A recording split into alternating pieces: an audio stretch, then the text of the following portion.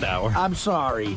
I went down to Cafe Metro and the guy didn't have the pancakes ready. So, oh man. So you all right? I don't know. I think I had like a mini heart attack. I told you shouldn't walk and get your own food. It upsets Look, you. you're gonna wear yourself out. Artie hurt yourself. Lange doesn't get his own food. His lunch that costs $4 grand at a deli. So I went down and I got Burger King, but Let me see what you got, man. I haven't had Burger What, King. you got one of those breakfast sandwiches? it's amazing. I got a sausage, egg, and cheese Let me see it. croissant. Man, that looks good. There's your healthy lunch. I got you. Yeah, I know. It's over That's there. sitting over to the side. Yeah, that's being pushed over to the side. How many Look at days in that. a row can you eat that? Look at that, man. I got a big bowl of pasta and chicken and shrimp the other day. Yesterday for lunch, but that looks good. You know how many fucking calories that is, and it's worth every bite. It's really good. What's Howard, on you there? have the greatest new restaurant in your neighborhood. I do. Yeah, it's called Blossom. You got to go there. Yeah, let's go to Blossom. I like his burger. It's a new vegan restaurant. It's phenomenal. Color me there. Hey, Art. I want. What's in there again? Oh, look at that bite. You took up half that And sandwich. he got half the croissant. Oh. I need comfort food for my injury. What's in that again? Roast beef. I'm not- Sausage and eggs. Sausage, egg, and cheese. Look at that sandwich. Looks tiny in your hands. I know. It looks like a little mini burger. Yeah, it looks like an hors d'oeuvre. You can see my cock. I can't believe you didn't get two of those. I did good, that's all. You did get two? Where's the This is second the one? second one? Oh, you sneaky bastard. There's He the second one. has two for Is there real? like an Egg McMuffin? Oh, my God. And they had them all heated up and ready to go, or you had to wait? Well, it's fast food. They got them under those lamps. I once went to this foreign country, went to Burger King that they had there. It took me an hour to get a hamburger. I know. It's real Where? slow in the foreign country. This was years ago in Aruba. I don't know what it's like now, but you'd stand there. I go, dude, you ever hear of fast food? They're like, no, we have to go kill a horse. This Yeah, is I fast know. for us. This is fast, an hour. American greedy motherfucker. I got to tell Calm you, down. it's just it's. I know it's mass food and shit, but it's just a So good, huh? perfect. A lot of amount. salt in there, too. Oh, everything bad. Grease, salt, Look at every the bite. fat. You love it. They checked my blood pressure the other day. It's perfect. Burger King? No. They should. They won't sell Artie Burger King unless they check his pressure first. The effeminate guy checked my blood pressure. Yeah, I heard it was normal. Yeah, I must have All right, hereditary. you eat. I'm going to play some stuff. No. I don't want to interrupt that. But really, you should, especially your daughter, you should take her to Blossom. You should check that out. Okay. She'll love it. What, they give you a free dinner? No, I took Ralph there. Ralph was raving about the meal the next day. Hey, Artie, you want to see sped up version of you eating your breakfast sandwiches? I always like that. All right, here's Artie eating his 2 Burger King breakfasts in high speed Robin. All right. You'll see that on Howard TV. There he goes. Sweating, too. I love how he always has to adjust the microphone. Well, he likes to eat off mic. Yeah, they got the egg that dropped. I dropped an egg there. Did you see that?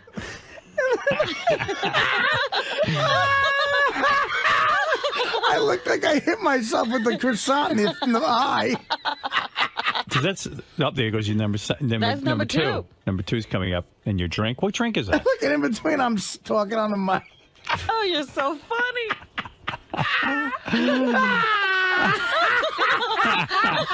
You remind me of a gerbil. I'm the fattest gerbil ever. And there you go. That's high speed. What Does it is make he you- drinking? Does it make you want to stop eating? When you see I this? do it every day. It's hilarious.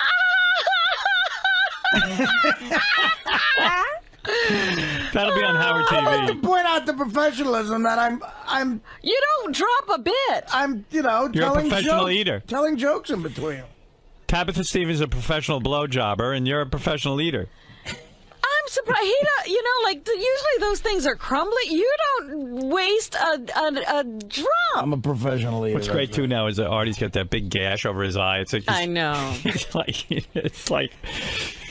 But the mic decaying is in front of- involved. It's great. You know what I noticed too? When I was 3 years old, I fell on a stoop on my street, and I knocked out my front teeth, and I could only drink like liquids out of the corner of my mouth, and I developed a habit at that young age of biting my straw, and I still do it. And watching it, I still like a little baby. I put the straw on the side. Oh, it calms you down. It does in a way. It's your pacifier. Let me get to Lisa G, because I got a lot of stuff to get to today, and I'm going to buzzsaw right through it. This guy says Lisa G's not being honest about her sex life. I don't know how he would know that. What do you mean? Says Lisa G's lying through her teeth when it comes to her sex life. You can tell just by listening to her voice that she's exploding with sexual energy. Oh, yeah. She's probably out every night with a new guy she found on AshleyMadison.com.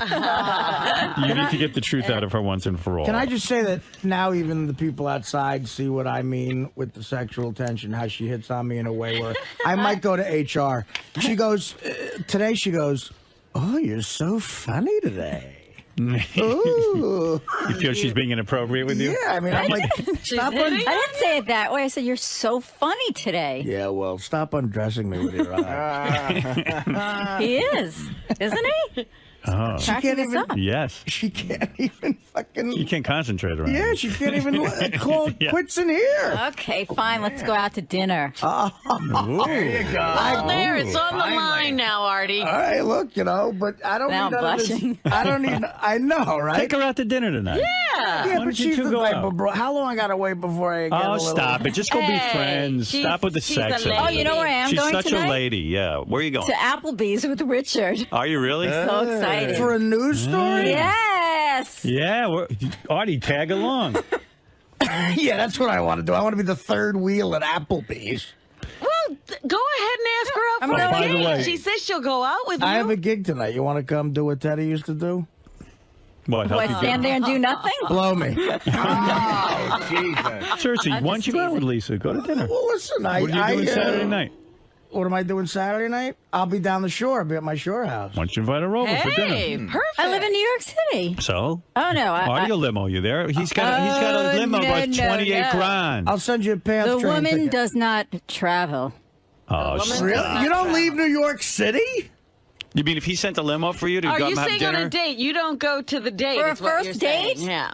Oh, but you know Artie. Yeah, I know. I would send you a ticket for the path train, and then Sound like Spitzer. the only leg of the trip you'd have to pay for is from the path to Penn Station in Newark. How about romantic Monday bastard. night Yeah. dinner in the city? Well, that's a work night now. He can't go out on a work night. I mean, well, You know how serious I he is have about done this it. job. You're gonna have dinner. Well, all right. What do you like to eat? Healthy, clean food. Oh, I'll go wherever you want to go. but you go to like an Italian I'll restaurant? go there. Yeah. Oh yeah. All right. Do you not want to go with her?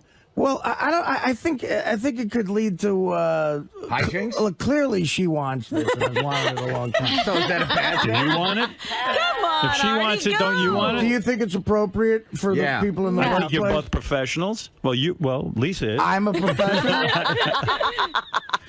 Well, listen, I don't know. I don't want to put you on the spot. You, Whatever. I We'll have put him dinner on one the night. spot. How come Whatever. Artie can't be on the spot? I'm always on the spot. you need to I'm be on never on the spot. What fucking show are you listening to?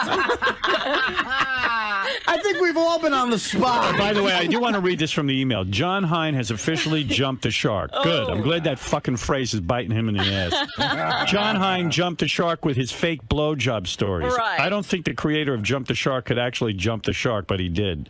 And this one says it all. John Hein is a fucking liar. Wow. You know. I mean, I know Jessica Hahn might love him, but I think he's gone a little too far Yeah, with his he's BJ stories. gotta justify that. He's walking around with this loose leaf piece of paper with all the women who blew him. Yeah, what is that? Yeah, he's been writing down initials. His blowjob fucking directory. Meanwhile, he said he had close to 80 girls who blew him before he got married at 22. Yeah. Meanwhile, now it's down to 34, and I Right. guarantee you the number's going to keep dropping. Well, first of all, we talked about it more on the wrap-up show yesterday, and a couple things happened. Benji claims hundreds of women he's banged, and He's full of shit. No, I didn't. I said. Benji's full of shit. You said too. easily 100 Look, women. I would Well, take that's a how lie it to detect started. Benji. He I'm claims in college he Benji, was- I'm a gross guy, but at least I'm thin and I'm fit. You're disturbing looking in every way. I'm not actually, and Howard. there's no way you've got hundreds of women. I And didn't you know say- what? I don't even believe you for a second. All right, fine. No one believes you. You know what? Lisa G's Chicks laughing don't at you. even like it. I'd rather say I had 3 women. Good. But the truth is, Howard. I saw first of you all- have a woman one night. First of all, Yeah, is he counting that? Was that number 91? no. No, this guy. Yeah, he was with the Howard, I cookie said- wrapper. What's that? There was a whore with her legs spread in front of all of us. You were eating her out With the plastic on with the front, plastic on. on. Top. Yeah, with With saran wrap. he had a cookie wrapper. It's no different. Well, Lisa, that turned you on? there's not a. Where's a dental dam when you need it? And I can do that, That was for you 9 too, Lisa. 9 years ago. But between Benji and the John Hine thing, Howard, it's, Why would you eat out a whore? she wasn't a whore. I've never she even was. done I that. didn't pay her anything She was for a that. fucking stripping. You didn't pay her, but most people do. Yeah. And she was paid She to be wasn't a there. whore. She was not. Oh, please. Dude, she was a naked. She let She you do does- that in the middle of a Listen. room. She's no whore. Your face was in a pool of jizz. She's not a whore. I covered her with plastic, first of all. What? Can we have a frank discussion about this once for all? Now we're on satellite. Can you just be serious, Benji, for a minute? Yes. What that night? There was no cookie wrapper. We were No, there all was. No, there was. I watched him. I don't I know. was fascinated. I saw it. You saw the cookie he wrapper? took Saw the cookie wrapper. It was whole, and I'm going. This is retarded because Because the cookie wrapper ain't the gonna do cookie it. wrapper is probably perforated. And did this woman? Didn't she pee on you later on? No, that's what people said. If she did, I didn't notice it. I didn't. Listen, if a girl peed Don't on notice me, when someone's peeing on if you? a girl peed up, I'm not attracted She to was- that, but she it wouldn't be that soaked big you. of a I deal. thought I was showering. She soaked you. People, if she did, I have no idea about it. I wouldn't. I don't She think was coming on me. But okay, so it wouldn't bother me that much if a chick peed so on say me. you didn't feel it, but I mean, there's a woman who goes to bachelor parties. Well, let's. What do you think? She hooked up with you because she found you attractive? This was. We went on a date afterwards. This was in like '99. I don't care. I just don't believe you fucked But hundreds of Howard, women. okay, what did you say your number is? First of all, I didn't give a number because I can't figure it out. But I'll tell you what. You're saying before I got married? Altogether, give us your Altogether? your life number. I'm gonna Your try. lifetime I'm gonna average. guesstimate. All right, let me see. Pre-marriage, I did okay. You were. You I said think, about 10 pre-marriage, right? 12, I think. Is I what would the- say 10 to 12. Okay. But I'm going to keep it low ball here. 10. I banged. Well, how about this, Howard? Say. Let me tell you another thing about you homos. No girl ever blew me and walked away. Yeah, but you probably. Well, see, I bang every woman who blows me. You never just ate out a girl and she blew you? You take care of the kid, you're fucking the kid. Yeah, No, I mean, what is this blowjob? I'm with Howard. If you can get a girl to do that for you, then the next logical step is, I mean, unless you're Yeah, like why a would rock you star, never see Sometimes them you choose again? not to. You don't want risks of pregnancy or you're going to eat out a girl, but you're not going to bang her. I'd rather bang a chick with a rubber, disease-wise, Right. than get a blowjob I'd with rather that get one. a hand job. Well, Right, but Howard, so everyone what's your likes a lifetime hand job. number? Okay, so 10. Then I was married for many years. A long 11. Yeah, you hit 11 and there was a slump. 11, then I hit a slump for about 25 years. Like Ken Griffey tried to get that 600 home run. 11. And then pre-Beth, I'm going to say another 12, maybe. That's it? That's it. See, I had you at like, I knew what your number was at a dozen. I had you at like easily 30 or 40 in that period of time. Yeah, but it's the I would've quality. It's the quality of the chicks that count. Man. Yeah. You know, because I mean, 12 hot chicks is. I mean, if you're dating 12 like chicks who were like a 10. Don't forget, I But was he's only. talking about dating, But the not thing just, is, if- I was single John for. Hine acts like there was a line and he was just letting people blow. I was single for a year. And let me tell you, I was famous and all that stuff. John Hine's saying that when he was in high school, chicks were online to blow him. Yeah. I mean, John's a nice guy. I love John. I do. I dearly love him. But you look at John. I mean, John ain't any better looking was than me. he And like I know the cutest difficulties. kid in school? And Howard, your number is lower because you're literally in a 20-year relationship and now like a 7 or 8 year relationship. Yeah. And you're monogamous. And this guy so- got married at 22. And he didn't start until 14. In other words, like what you're saying, John, the reason why it's tough to believe is at some point there had to be an avalanche. Artie, it's tough to believe because John is the least sexual person we know. Benji He is doesn't more even sexual. masturbate. He has this huge catalog, and he doesn't masturbate. He never flirts. He never talks about hot women. The guy is so asexual. He says he doesn't masturbate. Howard, I have a question. No, I think he's just a loyal husband. And this is probably the first time I ever thought about John Hines' cock. But is it big? Because that might I don't be care how big it No, is. but that might be one Girls of those factors. don't give a shit. Well, maybe he had two girls on it at a time. But it gives guys like that confidence. They're like, All right, you know what? number, you I got really a big want, unit. You really want I have to share this. I heard you're only up to 34 blowjobs. Here's the mistake I made, okay? When Benji made that comment about his fantastic number, and that's great, 80, and I said it was approaching 80, I was thinking back to those days in a very memorable way. Okay. And then when I actually started to try to remember names and stuff like that, it was not near 80. So I never said that number. I never You know how planned heavy that you've number. gotten? I can't find Lisa G behind you. I said, oh, Lisa must have left. You completely Well, maybe blocked she's her trying. out. Maybe she's trying to do something to him. I didn't even know Lisa G was there. You got to lose some weight. I know. Mr. Blowjob. Believe me, I know. right. But, Robin, they weren't lining up. Try to remember names and stuff like that. It was not near 80. So I never said that number. I never You know how planned heavy that you've number. gotten? I can't find Lisa G behind you. I said, oh, Lisa must have left. You completely Well, maybe blocked she's her trying. out. Maybe she's trying to do something to him. I didn't even know Lisa G was there. You got to lose some weight. I know. Mr. Blowjob. Believe me, I know. right. But, Robin, they weren't lining up. That was So what is the number? What's the number? After you did your concoction here. Well, I wrote a couple duplicates yesterday, but it's... Where's your number? It's certainly... What number do you officially want to go through? Yeah, are you counting individual blowjobs? Are you counting the names of people who gave you I don't understand what you're doing. No, I'm here. counting people. Okay. And Who gave him it's certainly blowjobs? more than one that Howard suggested yesterday, Right. which is very flattering.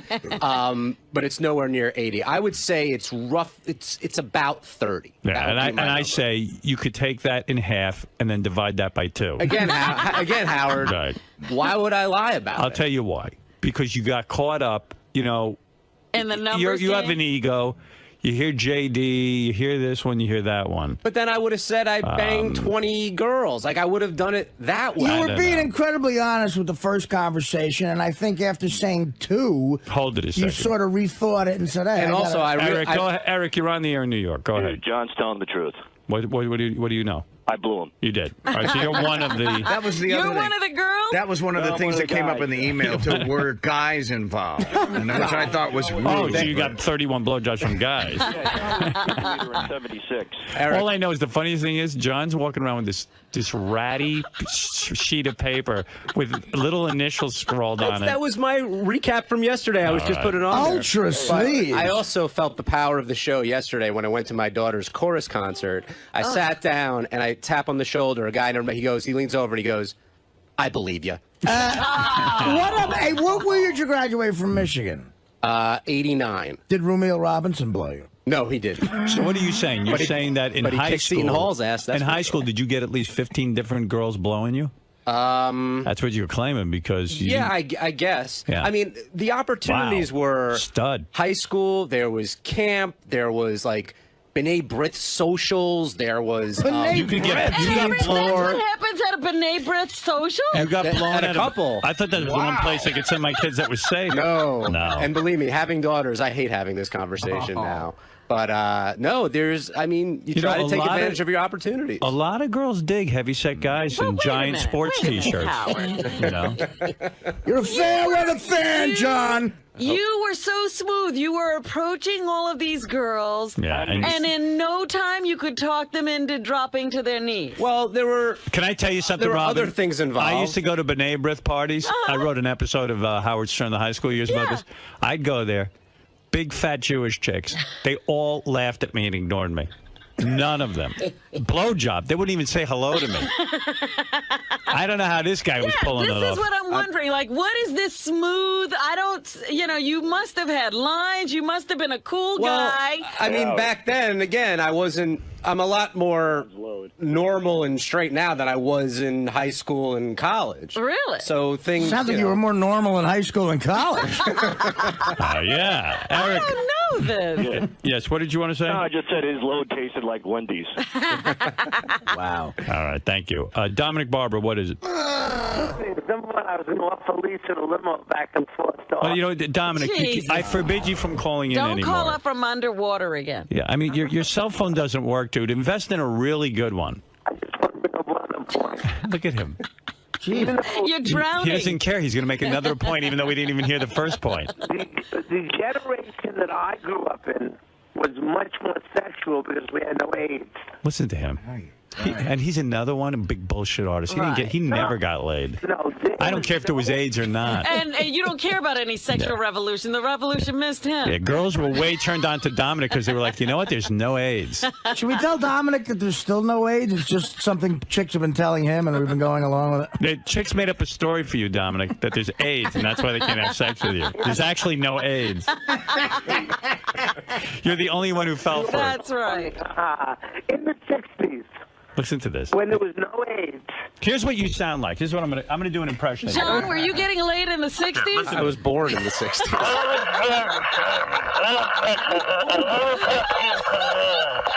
And then I go, Dominic, you have a bad connection. The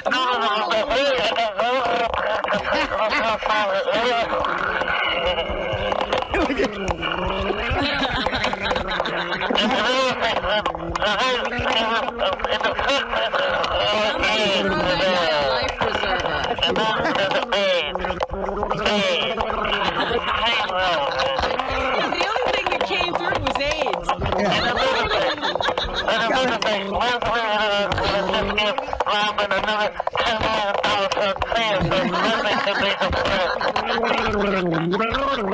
That's what you sound like. He's got an enormous ravioli lodged in his throat. Let me have a special wine then in the house. What? Let me have a special wine like Ralph has.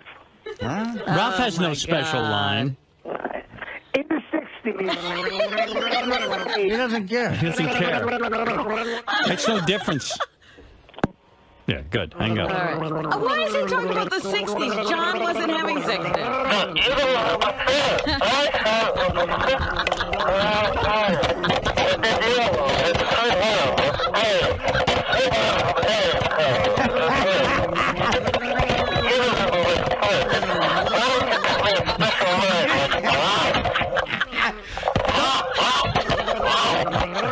Robin, John Hine, right after birth, the scrubbing nurse blew him. He was born with a mouth around his cock. Dominic makes a good point. Right. Wow. All right. Anyway, He John. can't explain it. That's why I don't understand it. Well, we knocked it down 50 people today. And again, the mistake and I made by was Monday, saying, it'll be knocked down another 20. no. But he can't explain how he got these girls to do it. By Monday, it'll be he blew two guys. He's acting like were they doing it to everyone? Everyone has your numbers that went to they school were just with you. there were just different situations at different parties or whatever else. Some John's were so hot, relationships, the some chicks were just blowing him. I guess. They just pull his pants off and start sucking on his penis. Were you somewhat, were you like a stud amongst your crew of friends? Did your friends get this kind of action? My friends did okay. No, Has Dominic ever called in and had a clear phone connection? No, never.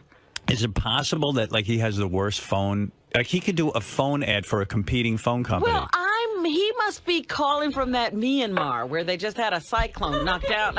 Does your phone sound like this? When you call the Howard Stern Show, are you constantly getting cut off the air by Howard?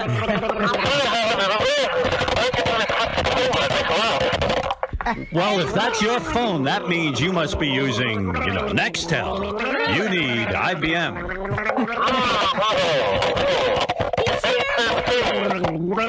He was at home this morning. I don't understand it. Dominic's business is talking to people. Can you imagine he's your divorce attorney? Hello, Dominic, please return my call. My husband, he just beat me and he took all my money. Is that you, Dominic? What should I do? My husband just took all my money.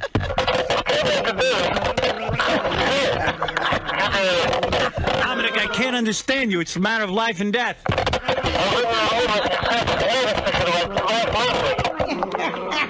It sounds sounds like that one Adam 12, like. Yeah, right. 211 in progress. See the woman.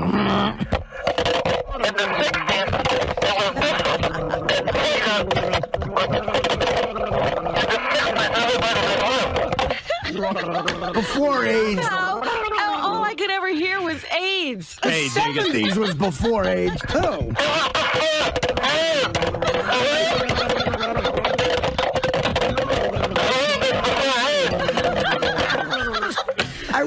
I wish he was clear because he was about to spew some bullshit. Yeah, he was probably like going to go. He had 100 women. Oh, that's where he was going. Yeah.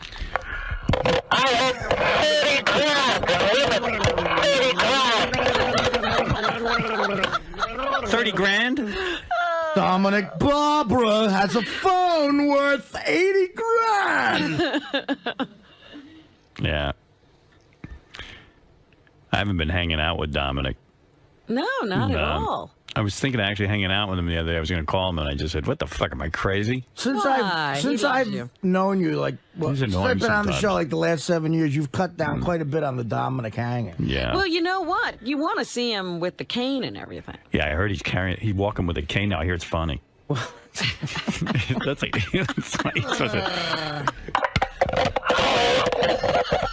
maybe that's not his phone. Maybe that's just his voice. Yeah, it's just.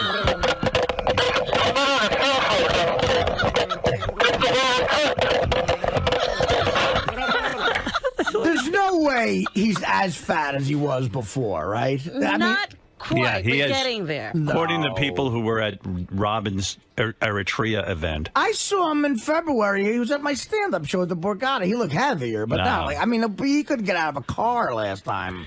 Well, last time he called you.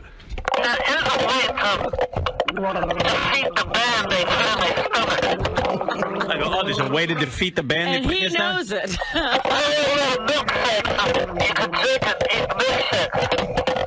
Like, well, why would you get that band and then drink milkshakes? Yeah.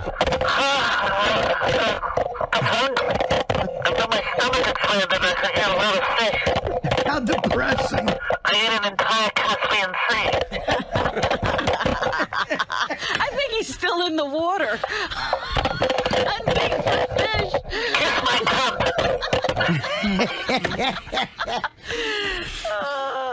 Yeah. What? I'm on my Mickey Mouse phone. Oh, now you're on a real phone. He's on a Mickey Mouse phone. It sounds so much better. I'm gonna give it right back to you. I hope you're having fun making fun of me. You still got that cane? I'm going to bring out 2 points. Point number one, growing up in the 60s was totally different. How many girls did you have? Well, during marriage... Fucking liar. Although he is a bit of a cocksman. He was always banging chicks during his marriages. Yeah, I know. He had to get married to get laid. He doesn't like getting laid unless he's married.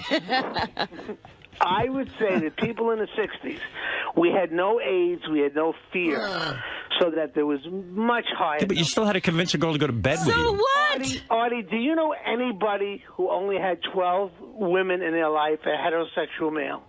Well, what do you mean? You're talking about Howard? Yeah, I mean... But he's had more.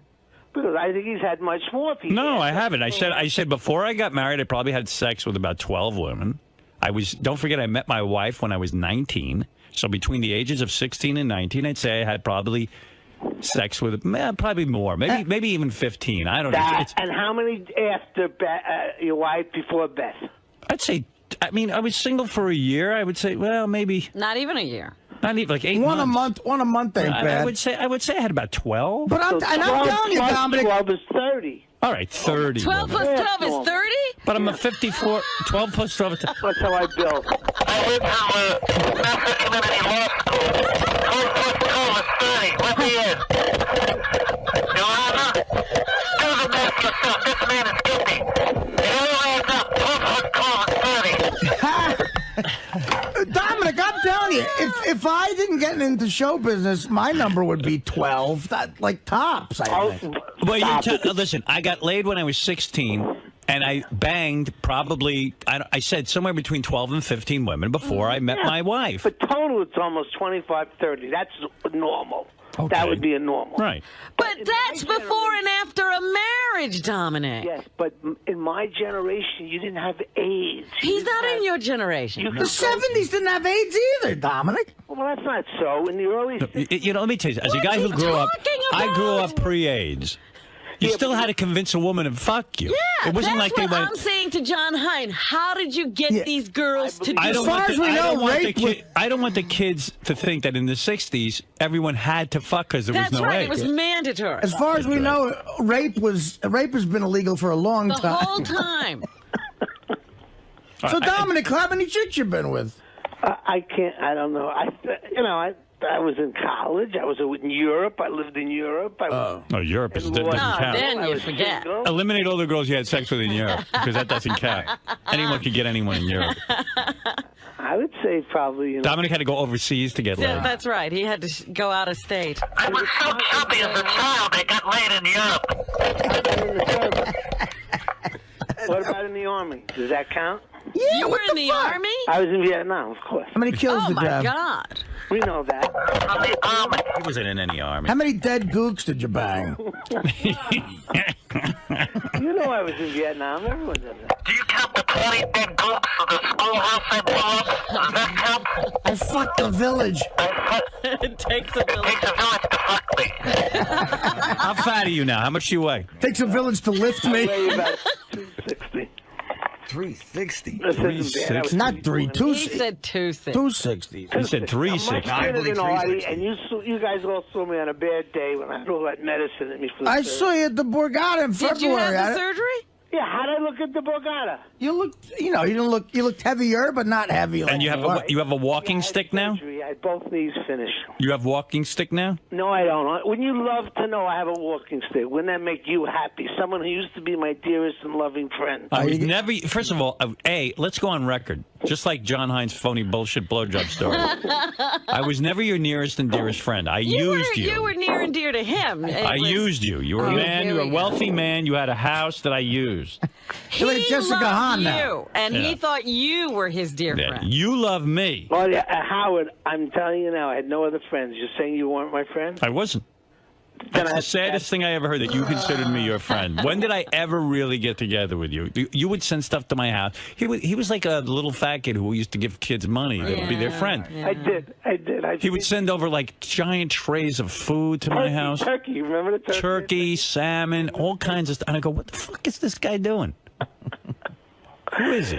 All right. The jealousy is there. It's so obvious. I'm good looking. No, I just don't like you going around telling people that you're my friend. It makes me look bad. I tell nobody you're my friend. I tell people Robin is my friend and Artie. And people think Dominic's strange, and if they think I'm his only friend, they go, wow, he must, it's strange by association. That's true. He's a good lawyer, though. I'll give him that. He's great. Thank you. Artie, did I, in the Borgata, did I look thin? You look thinner than you used to be, but maybe a little heavier since the original band. Is he heavier than you, Art? According to him, no. No. I mean, no, he looks thinner than me. I thinner than 300, sure. No, please. Numbers not even close. It's just jealousy. I have my looks, and Howard's always been this way. So, Dominic, you're walking without the stick anymore. Yes, I'm now had both surgeries finished. I missed one. All right, thank you, Dominic. Nobody cares. Bye. All right, John, whatever your blowjobs, I don't believe How it. did you talk girls into doing it? I mean, again, there were different situations at different parties. Give me the lines! Oh, stop it. Leave me alone. All He right, kind of knows me, and right in front of the broad, this was like, if I wrote the script, Go it ahead. couldn't have been any better. What happened? He comes over to me and says, Sir Ben Kingsley would love to meet you, Artie. Wow. I mean, come on. And you like, say, hey, so, what you're supposed to say is, fuck him. like Don Rickles with Sinatra. Yeah, right, yeah. Like, You say- can't you see I'm with people? Does she even know who Kingsley is? She said, She probably didn't know, but she knew he was important because he was a sir. Yeah. yeah, she, Hey, Artie, who's Ben Kingsley? right. Tell Ben knew. Kingsley Mr. Lang is busy now with this young lady. Yeah, it was gone, gone. He will meet with a guest, but only under protest. She knew it was Gandhi, though. Right. Which is She knew good. Gandhi. Yeah. At least she knew who Gandhi was. I don't think she knew the connection between Gandhi and Ben Kingsley, but separately she knew, both people. Just tell Gandhi to come in. She here. is aware of Did you Gandhi. say? Did you summon him to you, or did you? No, I went down to him. Oh, And sorry. But thank God she didn't come to that, because clearly Ben Kingsley did not want to meet me. Oh, really? That was one of those things where, like, I said, don't. As we were in front of the chick, I made. That's okay. Yeah. But when we're going down, I'm like, dude. That's what you should have said. You know what? I'm too busy right now. Well, I did that when I had the 3 broads last time. I did that exact thing with Paris Hilton. Yeah. That's cool. I said, you don't want to be running around for Paris Hilton. That's what I said. I don't want to meet her. Say, I wiped my ass with Paris Hilton. Right. Oh. Oh. Tell Paris I can cure her fucking plot cancer. Oh. So I get down there, and Ben Kingsley he walks right by me. And then so now the guy has to So grab how does that him. come about that they say That Ben Kingsley wants to meet you? I think the guy was trying to show me that he could get me to meet Ben Kingsley. I don't know. Who cares even? So, he said, no, now he has to grab him before he goes into makeup. And he goes, Ben, this is Artie Lange. And he goes, who? And he goes, are you the chap who's on after me? He said, chap. I said, yeah. And I was like, I tried to think of some small talk to say, like, I said, yeah, don't get too many laughs out there, man. I gotta go out there and be funny. Don't kill the audience. And he goes, I assure you I am not concerned. What he said, well, he kind of said, he goes, you have no worries there, my friend. Actually, he was very charming, you know. I mean, as long as you're and he's about 2'8", which as long was as you're not also... bringing the chicks, just have Teddy walk in and say President Bush is downstairs and wants to meet with you, Artie. He wants to know what you think of the Iraq War. Well, tell him I'm against it. I'm a Barack guy. Right. Have someone bring you a phone and pretend you're on with President Bush and he's wishing you luck. Yeah, hello? Oh, yes, Mr. President. Thank you. That would seem contrived. You think? She wouldn't have known. You're a good actor. But that was cool. So I went up and... Did she kiss you hello and everything when she walked in? Just a quick... There's a million people around. Right. Though. But was she like, But meanwhile, you're thinking about her the whole time. Well, I just wanted to make sure she was comfortable. Yeah. And so I was very attentive and everything. And then we all went down to the green room. I showed her where to sit in the green room. I said, this is probably, you're comfortable here. And Ben didn't have a big entourage. Like with Paris Hilton, there were 40,000 people there. So she's in there. Get another person in. Yeah, right. But Ben Kingsley, very unassuming, like you'd expect. And you should have had her sit in the control room. Dave, do you mind? Dave, I'm going to need to impress this girl. Dave, I'm trying to get You should have let her direct the show, Artie. Yeah, I'm trying to get a little poontang, Dave. You should just brought her out with you and go, Dave, this girl, just let her sit here, okay? I should have gave her my notes and said, just do my interview. Yeah. Sit on your lap. So, but then, of course, I'm sweating like a pig, and I'm all worried about that. But I let her stay in the green room, and it was going great. She was, happy, nice, and everything. And then they bring me in, and in Letterman's studio, it's literally 2 degrees, literally. And I usually don't mind. I can't believe you were sweating in that. I know. I was sweating before.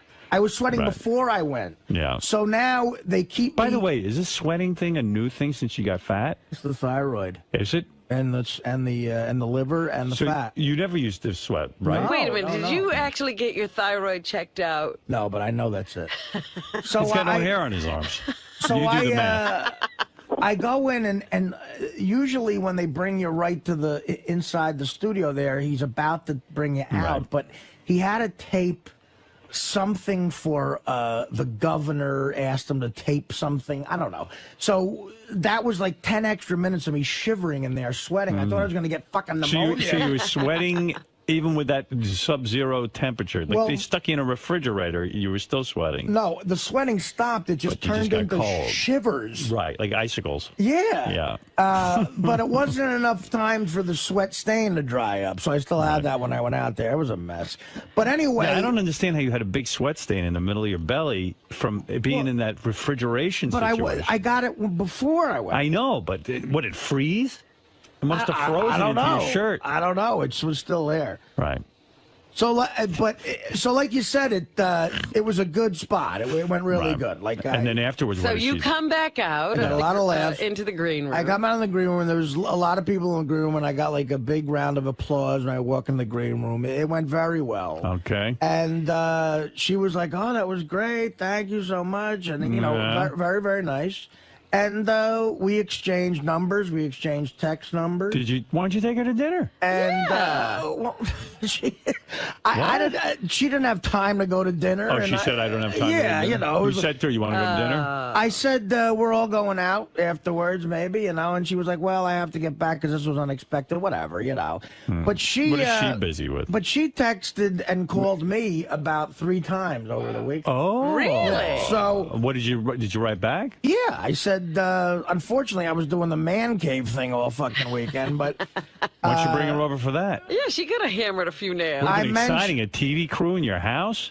I mentioned crazy? it, but you know, I guess she was busy doing. She like models and stuff. She's busy, I guess. Wow. But you know, we made arrangements. I got to go to Dallas this weekend, of course. I'm never around, but you know, we made arrangements to have dinner this week. Well, yeah. What's good about it is I don't have to fly to Dallas till Friday, so Thursday. Take her out Thursday night. Yeah. Where are you taking her? I think I could do. Well, I don't know. Take her one of them fancy joints. Some banger. There's a million places. You meet her? Are you picking her up? Where is she? Oh, I don't know. It's Monday. We'll make all those plans. Man, look at you, bro. Now you're handling nice. things. All right. I like that. Is she a possible candidate for the wedding? Would you bring her? Would you bring her to my wedding? Let me tell you something. I've got some candidates there. Oh, do you? She's. Who are you gonna bring to my wedding? Put it, her name's in the hat.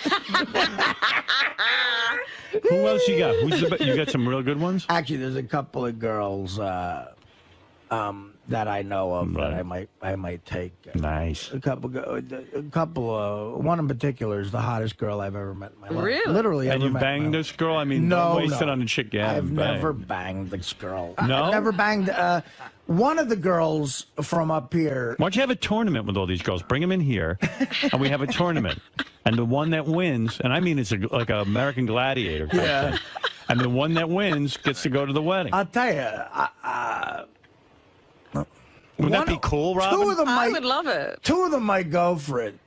The really hot one, I don't think would. The really hot one doesn't live in the state. That's the problem. But the one of them that I might take up here, I have had sex. Yeah. Why would you? I've had sexual relations with. Why would you consider this for a girl you've never had sex with? Because it might get her to have sex. Exactly. You think that'll be the closer? Of course. Listen, you think? I was able to bang one of the broads without the one. By the way, my wedding's going to be sort of boring because I don't have. Don't worry about it. she'll I be know happy. how to fucking yap it up. All right. It's not going to be boring. She'll, you know. You'll be the only one there bored. What happened to that girl's boyfriend? Is he out of the picture? Did she break? That'll give her time to break up. If you go out with her Thursday, she can break up today. And that's the other thing. She texted me back the next day and said she got like hundreds of emails asking if I took her to Letterman.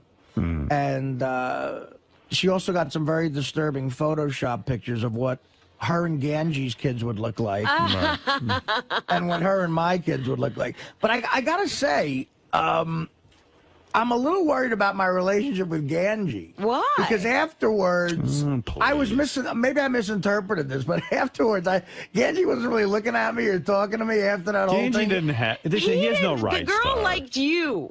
No, but she also didn't have proprietary rights. Gange she hits did on, say she likes Gange too. But Gange hits on every chick who walks through there. Right. You know, he's just fishing. He can't claim every fish in the ocean because he's got the pole in the and water. she from the first time she walked in here, she had a thing for you. Really? Yeah. Because listen, the boyfriend thing is another question mark. I don't know what's going on there, but the way we were talking, it This didn't one's for you. seem like she had a boyfriend. This one's yours. I'll fire Gange if he makes a big stink about it. That's what I was going to ask you to do. Just get rid of him. All right. When's the last time you hung out with Gange? So he's mad at you. How's that going to impact you? No. I like Gange. No, You know what? no, my problem with Gange is he You hits know on what you every ought to girl, do? and then when you go after him, he's like, "Hey, don't go after my girl." Oh, really? Yeah, is that his move? then he's claimed every girl. What, But that you know what you motherfucker? should do to piss him off? Marry her. Oh, yeah? That's like That'll Ralph. piss me the off. night I met Beth, Ralph and I were together, and Ralph called me at one point and goes, You know, I'm not mad or anything, but I just want you to know, I was hitting on her first, and I go, dude, you happened to sit next to her at the table. That was hardly a fucking sign that you were dating her. And I said, if you were dating her, I would never hit on her. But he's the worst person to even bring that up. Didn't he always steal everybody's girls? Well, yeah, but I don't know. Anyway, all right. So good luck, Artie. The answer, Chris, is Artie did bring the chick to Letterman, and he thinks he got a date with her. Stay tuned. You know, right, she seems to be interested. You know, oh, very nice. I'm getting word that Ganji actually really is upset with Artie for taking that girl out. Really? I was working her for 2 weeks, and now Artie has. Meanwhile, he wasn't going anywhere with her. Working her for 2 weeks. Yeah, but you know what I'm telling you? I figured that there's more to it than meets the eye. And if she wants Ganji, she can go get Ganji. The reports are from several people that he's really mad at me, and I feel bad. I like Ganji. You didn't know he was working her for 2 weeks. Well, I mean, he's a girl. I mean, look, this is a hot chick, you know. That's a big score for me and But Ganji. he's coming at it like it was his girlfriend and you stole her away. Yeah, but look, you know, he hadn't even made a play. It's sort of a guy and you know what's code, sad? though. Because he puts in time with these chicks, and like he's probably like he knows her brother's name. He probably knows where she went to high school. I got to tell you, Howard, if I was on the shoot for the bowling thing for some reason and saw that, I would never, ever make a move on That's the it. difference. You didn't see it. Wait a second. If you saw her talking to him, you wouldn't go on over and talk to her. And I knew that he was that into her, trying for it. A guy doesn't do that to a friend. You don't swoop in and do that. You know, I would be mad at me. But I didn't. You didn't watch anything go down. The girl came in and she said, "I like Artie." Yeah, but you know, then when the Ganji thing started, I could tell he liked it. Look, we were on the air, so I was trying to be funny. I was like breaking Gina balls. Lola Brigida. Should I be mad at her husband? Well, she's too old for you now. No. I mean, I don't know. I'm trying to think of somebody. No, I know. I understand, but like, I met a dude that went out with her. if you're really into a chick, I like Miss September. Yeah. From Playboy. Right. Am I mad at her boyfriend? Like I saw her in a magazine. I think it's different. I don't think it is. But that chick. One thing if he was dating her and then all of a sudden you start dating her, that's a whole nother story. That chick is a score for either one of us. And Ganji was working her, and she's nice. And you know how you get with. I tell you, I've had crushes on chicks, and then some guy comes. Yo, what's going on, guys? Hey. So I'm not 100% mad at Artie. I mean, I love Artie. So what percentage are you mad at her? And don't downplay it here on the air because I got the inside scoop. You were pissed. No, I just hope Artie knows that, you know, like I'm Do you think your secret is the fact that you wear $8 sunglasses and a $20,000 watch? What do you think it is with you? The mixing and matching. I forgot my watch. I didn't even take it out. If that girl had seen that watch, that would have been the end of it. So it seems not. I think the chick, Dan the Song Parody Man has met this chick. I thought he said he wasn't going out. I thought he said he wasn't going out there. Dan showed up, and I'll tell you what. Thank God, Dan. I'm gonna let Dan say what he said to this one chick. There was a lot of pussy running around in between our first and second show on Friday night. Right. And sold out shows. Yeah, and you're hanging out backstage in your dressing room, right? Yeah. We had a really nice, great dressing room area with a separate room for me, a separate room, and Levy, Nick DiPaolo, my buddy Joe Matarese, who you guys saw at Carnegie Hall. You know the guy who says he knows Beth, kind of Joe. He's a good guy. Yeah. He's friends with Eddie Ifft and that guy. But I was out there with a lot of friends who were comedians that I love hanging out with. By the way, I've never seen you so happy. I had a very good weekend. Smiling ear to ear. This is better than heroin, I think, this weekend. And again, like I say, I think this chick that I think she's hot as hell. But Dan, the Song Parody Dan Matter, he'll give his opinion. So Dan starts doing like The chick. What do you mean the chick was hanging around with you? There was like chicks all over the place. So we were like, she was like, "What are you guys doing?" We said, "Just come." Any hot chick, we said, "Just come backstage." Were you immediately attracted to her? She was very attractive. She was cute. She was young. What was she wearing? A little mini skirt? She did have a mini skirt. How young? You know what she was wearing? 14. Well, she looked young. She was 23 years old. Nothing but wrong with she that. did look young. You're a young man. You're 38 years old. And yeah, I was just like, fuck it. We got a big backstage. Just any hot broad you see, just say come backstage. So there you go. In between the first and the second shows, Dan pulled his clothes. I guess he was doing like trim coordination. Good for him. He was arranging? He said such obnoxious shit, but it's necessary. And what would he say? And I didn't like authorize him to say any of this stuff. Well, in between the first and the second show, I did this move now where I said, fuck it. After my last joke, I'd go up and I start, signing autographs in the front row, but I'm just looking for broads now. Right. Oh, good for you. I'm doing the David Lee Roth thing. Yeah, I would do that too. Then the first show, this chick, Michelle from Florida, I saw her in the front row. I've never seen a hotter chick. Now, I know I say this a lot. She was an 11 on a scale from 1 to 10. The chick who was in the front row of your show. Yeah, well, she came up to the front row at the end. Right. And I look like the kind of chick where your head gets locked on her. Like, whoa. So she's like, can I get a picture? And I said, well, I can't bend down. Why don't you come backstage? We'll get a picture. So she's like, all right. So I grab her, and it's such an awkward, but I just said, fuck it. I said, it's such an awkward move. I'm just going to grab her. Were you like Bruce Springsteen and like lifted her onto the stage? It was that sort of thing. Imagine Bruce Springsteen. With Courtney Cox. Completely out of shape. Right. So this is right from the audience. Everybody can see you. Right from the audience. Look at you, like an animal. And again, this like King Kong. Literally like an animal. I'm telling you, Howard, I said, fuck it. I was on such tunnel vision to get laid this weekend. I was like, I don't care what anybody thinks right now. I'm going to grab you out of here. Good for you. But guess who's right behind? There is the fiance.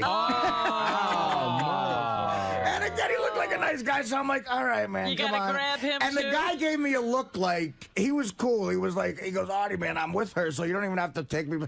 I'm like, she was on stage already, so I'm like, well, come backstage, we'll get a picture or something. So then they start walking backstage. He ended up being a real nice guy. Not that nice. He didn't let you sleep with her, did he? No. I don't think I would have had a shot at this broad anyway. But I just said, fuck you, get back there. And I bet the boyfriend was in good shape and thin. I'll tell you what, he was in better shape than me, but he wasn't great. He wasn't Brad Pitt, you know.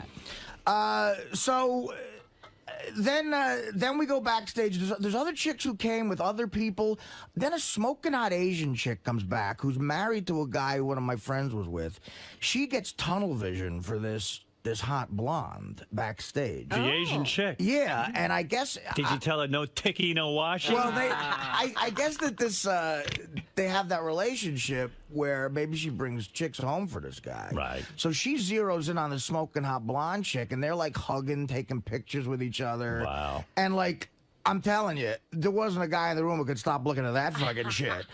And then other girls came who worked at this Club 40. It just became, in between my first and second show, you would have thought I had a lot going on. You know? It became a party. Right. So it was like Joe Cocker was in town ready to blow through all his dough. Yeah, right. Like I'm rolling. It sounds like Sinatra to me. The girls are there. What was that tour Joe Cocker did where he lost all his money? Mad Dogs and Englishmen tour. That's my favorite thing. He toured and lost his money. They wrote a book about like he was at the height of his fame, Joe Cocker, and he put together this crazy traveling circus, and he came home bankrupt. I mean, it was such a scene. Yeah, that's where you go to make your money. Right. That's so fucking funny. in those days, they did it all wrong. Wow. So anyway, and this other young girl was hanging out, and again, I don't know. She seemed like she was into the whole thing, and I don't know if I had a shot at this girl or not. I'm being presumptuous, but it looked like maybe I had a shot at her. So I was talking to a bunch of different people, and she kept, coming up to me and saying hi. So I didn't know Dan did this. Like, at the end, Dan pulls me aside and goes, come here, I want to talk to you. So we go into the dressing room, and he goes, listen, so I talked to the girl. It's all set. I go, thank God for him. I go, what did you say to her? Who cares? You're Jilly now. You love him. Listen to what Don't you love a guy like that? Listen to what he said to her. And again, I got to give him stars for this. What'd I he would say? never say something so obnoxious. You gonna fuck Artie or what? This is honey? what he goes. He goes, listen, honey, come here. He goes, Artie's very busy right now. He goes, he's got a lot of people to talk to. It's a business situation. There's people here in his business life, you know. I know you want to talk to him, but just for now, just lay back, hang out, have a drink. Everything's gonna be fine. He'll do the second show. We'll all hang out. It'll all die down, and then at the end of the night, you stay with me, and I'll just deliver you to Artie's room. Wow. Beautiful. Give me Dan's number. That'd be my new best friend. I said, you said deliver her to my room. I said, and she said okay. And what a gal. And I said, what did he say? She goes, okay. He said, she said, okay. Boy, she was taken with you. Yeah, so, she wanted you. I mean, who knows? Dan is the only one who was in this conversation. So I said, well, don't. Maybe he's exaggerating. So then I said, look, man, thanks, but like, don't do anything crazy. Like, you know, don't. Yeah, you need crazy. Doctor. Yeah.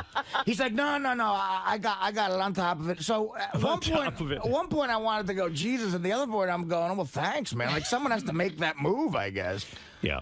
So I said to him, the only thing that, not to sound obnoxious, the only thing that would change that is if a better option somehow comes along. Right. You know what? You would have been romancing her all night. Thank God he took all that out. You would have talked and talked and talked and never had the nerve to say, want to come back to my room. She was very cool and well, wait a second. So what happens? How do you hook up? Here's what happens. So now about remember I told you when the Ravens played the Giants in the Super Bowl, and I was out there in January of 2001. It was your guys' first trip to Vegas. I wasn't on the show right. yet. It was one of your greatest times. I stopped at the Mirage to watch the game on my way back to L.A. to do the Norm show, and I went to the strip club and with me and my buddies, and I got these two strippers to leave the strip club and come back with me to the hotel for like a week.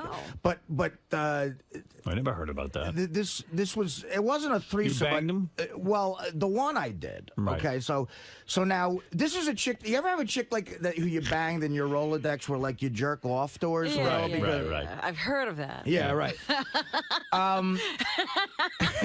She's heard about it from me. What happened was, now she claims she's not a hooker, and I don't think she is in the sense of like, at the end of the weekend, she goes, well, we stayed with you all weekend. We didn't make, and I only had sex with the one. The other one was like a friend. It was like a package deal. Just give us what we would have made at the strip club for the weekend. Good Lord. So I thought that sounded fair. You know? Pay us for so at the time, it was like $3,500 or something for the totem. So I just gave it to him. And she has, so now this is. Oh, that was the weekend where they were like your girlfriends for the week. Yeah, it was like that. Right. It was like that. But so this is like she was 21 years old. Not a hooker, but can I have 10 grand for the weekend? Yeah, really. So she has my cell phone number. I've had the same cell phone number for like 12 years. Okay. So then years later, we're in Vegas. She calls my cell phone. I talk to her, and at the time I was with Dana, and I said, "Listen, I have a girlfriend who I love. It's a done deal." I said, "I'm probably getting married." And but she was like really, she's got a kid. And but I didn't see the kid. She lives in another state. Right. They fly in to go to these strip clubs to strip for the Super Bowl weekend. So, but I've always said, fuck that girl. Like that's the one that got away. I'd love to have one more night with that chick. I've been saying this to myself for years. Right. So in between the first and second show, my cell phone rings, and I pick. It's a 702 number, and it's a Vegas thing. And I pick it up. I go, who's this? And it's this chick. Now, I mean, I don't think I've ever had one of these officially, but it was a bona fide booty call as far as I'm concerned. And that doesn't happen to me a lot. And I knew exactly, she started to explain who she was, because it's been like... Did you tell her you'd gain weight? I think she might know that. She might be following my career a little too closely. But anyway. Okay. You don't even seem to understand the show. You just ruin everything. You got to be funny in here. I can't wait for you guys to see this on Howard TV. Daily shows, classics, and exclusive behind-the-scenes access. Well, that's going to be on Howard TV. The funniest, sexiest, most star-studded network on TV is Howard TV On Demand.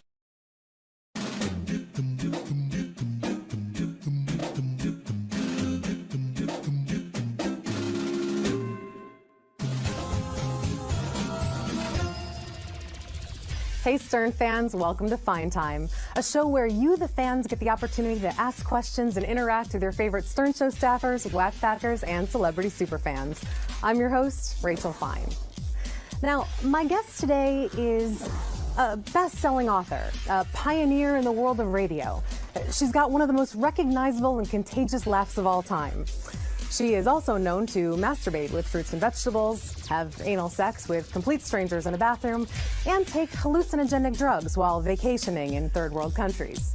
She is the inspiration for nearly every song parody that comes in on the show, and she's one of the few people I know who can challenge me in the boobs department. She is the queen of all media, 𝗦𝗵cie𝘄𝗿𝗱. That was one stranger. Singular on the strangers. Fair enough.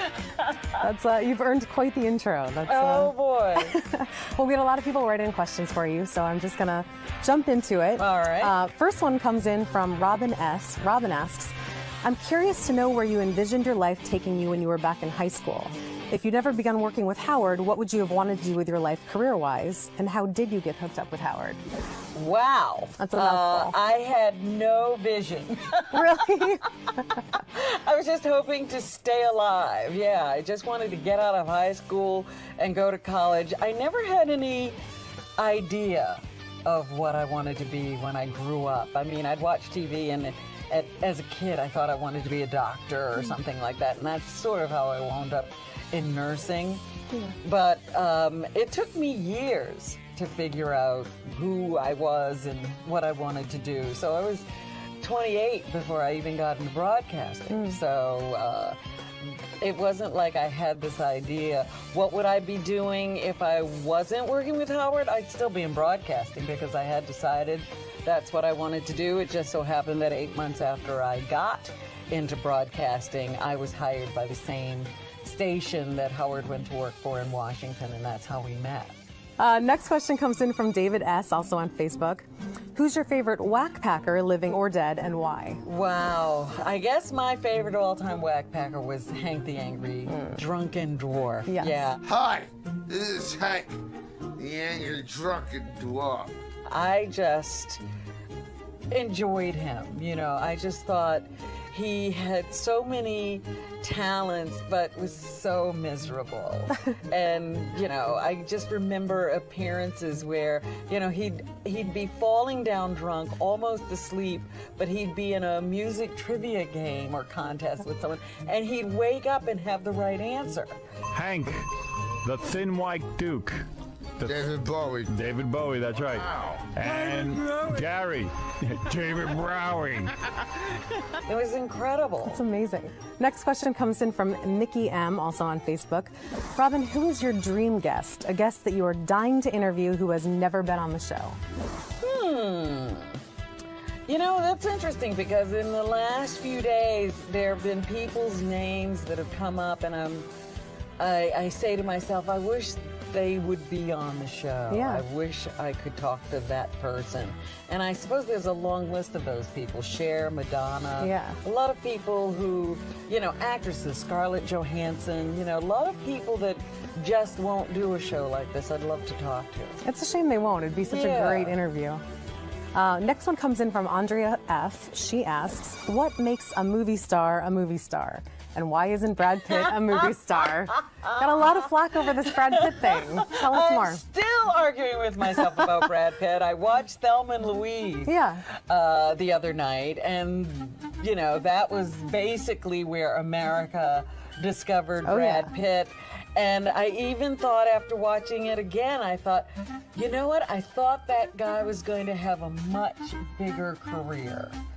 I think that Brad Pitt is one of those guys. He makes the kind of movies he likes. Yeah.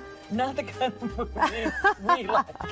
And that's my problem with Brad Pitt. So it's the choice of movies. It's not the scope or the size of the movies. I think a real movie star is someone who's thinking about his audience as well. Not an artist. An artist is different than a movie star. Okay, so who would be a good example of a movie star? Tom Cruise. Tom Cruise. He always thinks about, will this be fun for the audience to see? Would they like to see me in this kind of movie? He also occasionally goes off and does, you know, some of that artistic stuff. But for the most part, I mean, even the cameos he takes are, you know, very broad and things you wouldn't expect him to do, and it's exciting and surprising to see him when he does it. So is there a percentage, like, you know, Cruise did Eyes Wide Shut, and maybe that was kind of a distraction from... Yeah, but that was to work with Kubrick. And all of that stuff, so you can understand that. So there's a small percentage of artsy films you can do as long as their mainstream ones are big blockbusters. You're constantly thinking about, you know, I have an audience out there who likes to see me do this. And there's nothing wrong with somebody being artistic either. I just don't call them movie stars. Okay, there you go. Next question, also from Mickey M. Have you ever had to deal with a crazed stalker fan? And if so, what were the circumstances? I did, and I don't talk about it. Oh, no. You got to tell us a little. Give us a little piece. I had a long-time crazed fan. And it got to be kind of scary because we did all the wrong things. We did, you know, like they had never put out that, but, you know, when this was going on, we didn't have that list of things you're not supposed to do. Okay. And we did all of them. Like and, what? You know, having contact, you know, all the kinds of things that, if you read a list of what not to do if somebody is stalking you, just realize we did them all. And then it became, you know, a situation where we had to do something legally to make it stop. Did you feel in imminent danger? Like, was it that I kind of felt scary? that other people might be in danger. I felt that that person was in danger. That's terrifying. Brandon S. asks, Robin, do you ever regret having told any of the stories about your personal life over the course of the show's history, such as sexual experiences or coffee enemas? I definitely regret the meats and Understandably. I still get angry because that was the one, you know, we started that contest before we left terrestrial radio. And Howard said, yeah, we're going to each reveal something that's really embarrassing. And he revealed that he had had a nose job. I'm like, give me a break. Everybody else went to the bank and you revealed you did something to make yourself look better. How embarrassing. That's not embarrassing. Yeah. Next question's from Wilma G. She asks, Robin, how annoyed are you with Benji's bull? I'm not so annoyed at Benji in general, but when you start to ask Benji questions and you realize he's weaving this web to try to keep you talking about him, that's when I get annoyed. Understandably. And I always want to say, let's end the conversation and go on to something else. Do you buy any of the stuff he's doing right now with the wig and the nail polish and the makeup? I mean, do you think any of that is legitimately trying to look better, or is it just shtick? I don't think that Benji could have thought of this on his own. Okay, so there's a team of masterminds. Or you think she's a mastermind? Yeah, I don't think he would ever put on eyeliner. You know, I mean, we've known him for how many years, and that never happened. He might dress up as something. Right. And do you think she's masterminding it to get the on-air attention, or because she really thinks that looks better? I'm beginning to lean toward on-air attention. That's what I'm thinking. Yeah, because at first it just seemed like this was their personal thing, but when he came in the other day and stood up and he had hair and a black beard and eye makeup and black fingernails, I said, that's it. Yeah. This is where you're supposed to say I'm more handsome. Next question is from Twitter. At River Road Flip asks, Robin, are you planning on going on any more spiritual trips and becoming absurdly high? I don't know about becoming absurdly high. No. You will receive with these rocks, special rocks, the energy, new energy. But I'm going to Bali for this next break, and you know, that's sort of that eat, pray, love kind of destination, and I haven't, you know, made any plans to go to any spiritual things, but I'll see what's there. That's a good place to do it. Yeah. Next question comes in from Danny V. Danny asks, are we ever going to see your boobs? No. No, never? Not if I have anything to do with it. Go ahead, take your jacket off real quick. There it is! Oh, I missed it!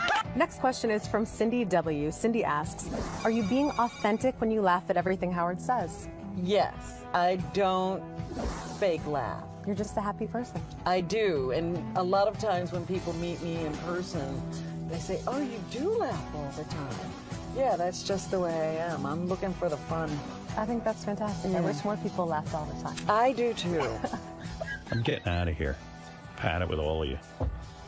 That's such a scream. You guys are. Why is that funny? Fred, what's going on here? I'm not sure. Yeah. Weird reaction, right? This is odd, isn't it? Am I in the middle of something odd? You know, I mean, we all get a little crazy about things sometimes. This is one of those moments I'm not sure. Is Robin nuts right now? Or am I misreading this? Is this funny? To put it simply, yes, she's nuts right now. Okay. You need help. Well, I want to thank Robin for taking the time to sit down and answer all the questions that you, the fans, submitted. Keep sending your questions in. You can tweet them, you can Facebook, you can email, you can send video submissions and actually be a part of the show. And remember, this is your show, so don't screw it up. Until next time, I'm Rachel Fine, and I hope you had a fine time. I had a fine time with you, Robin. Well, thank you. I enjoyed this. Good, I did too. Okay.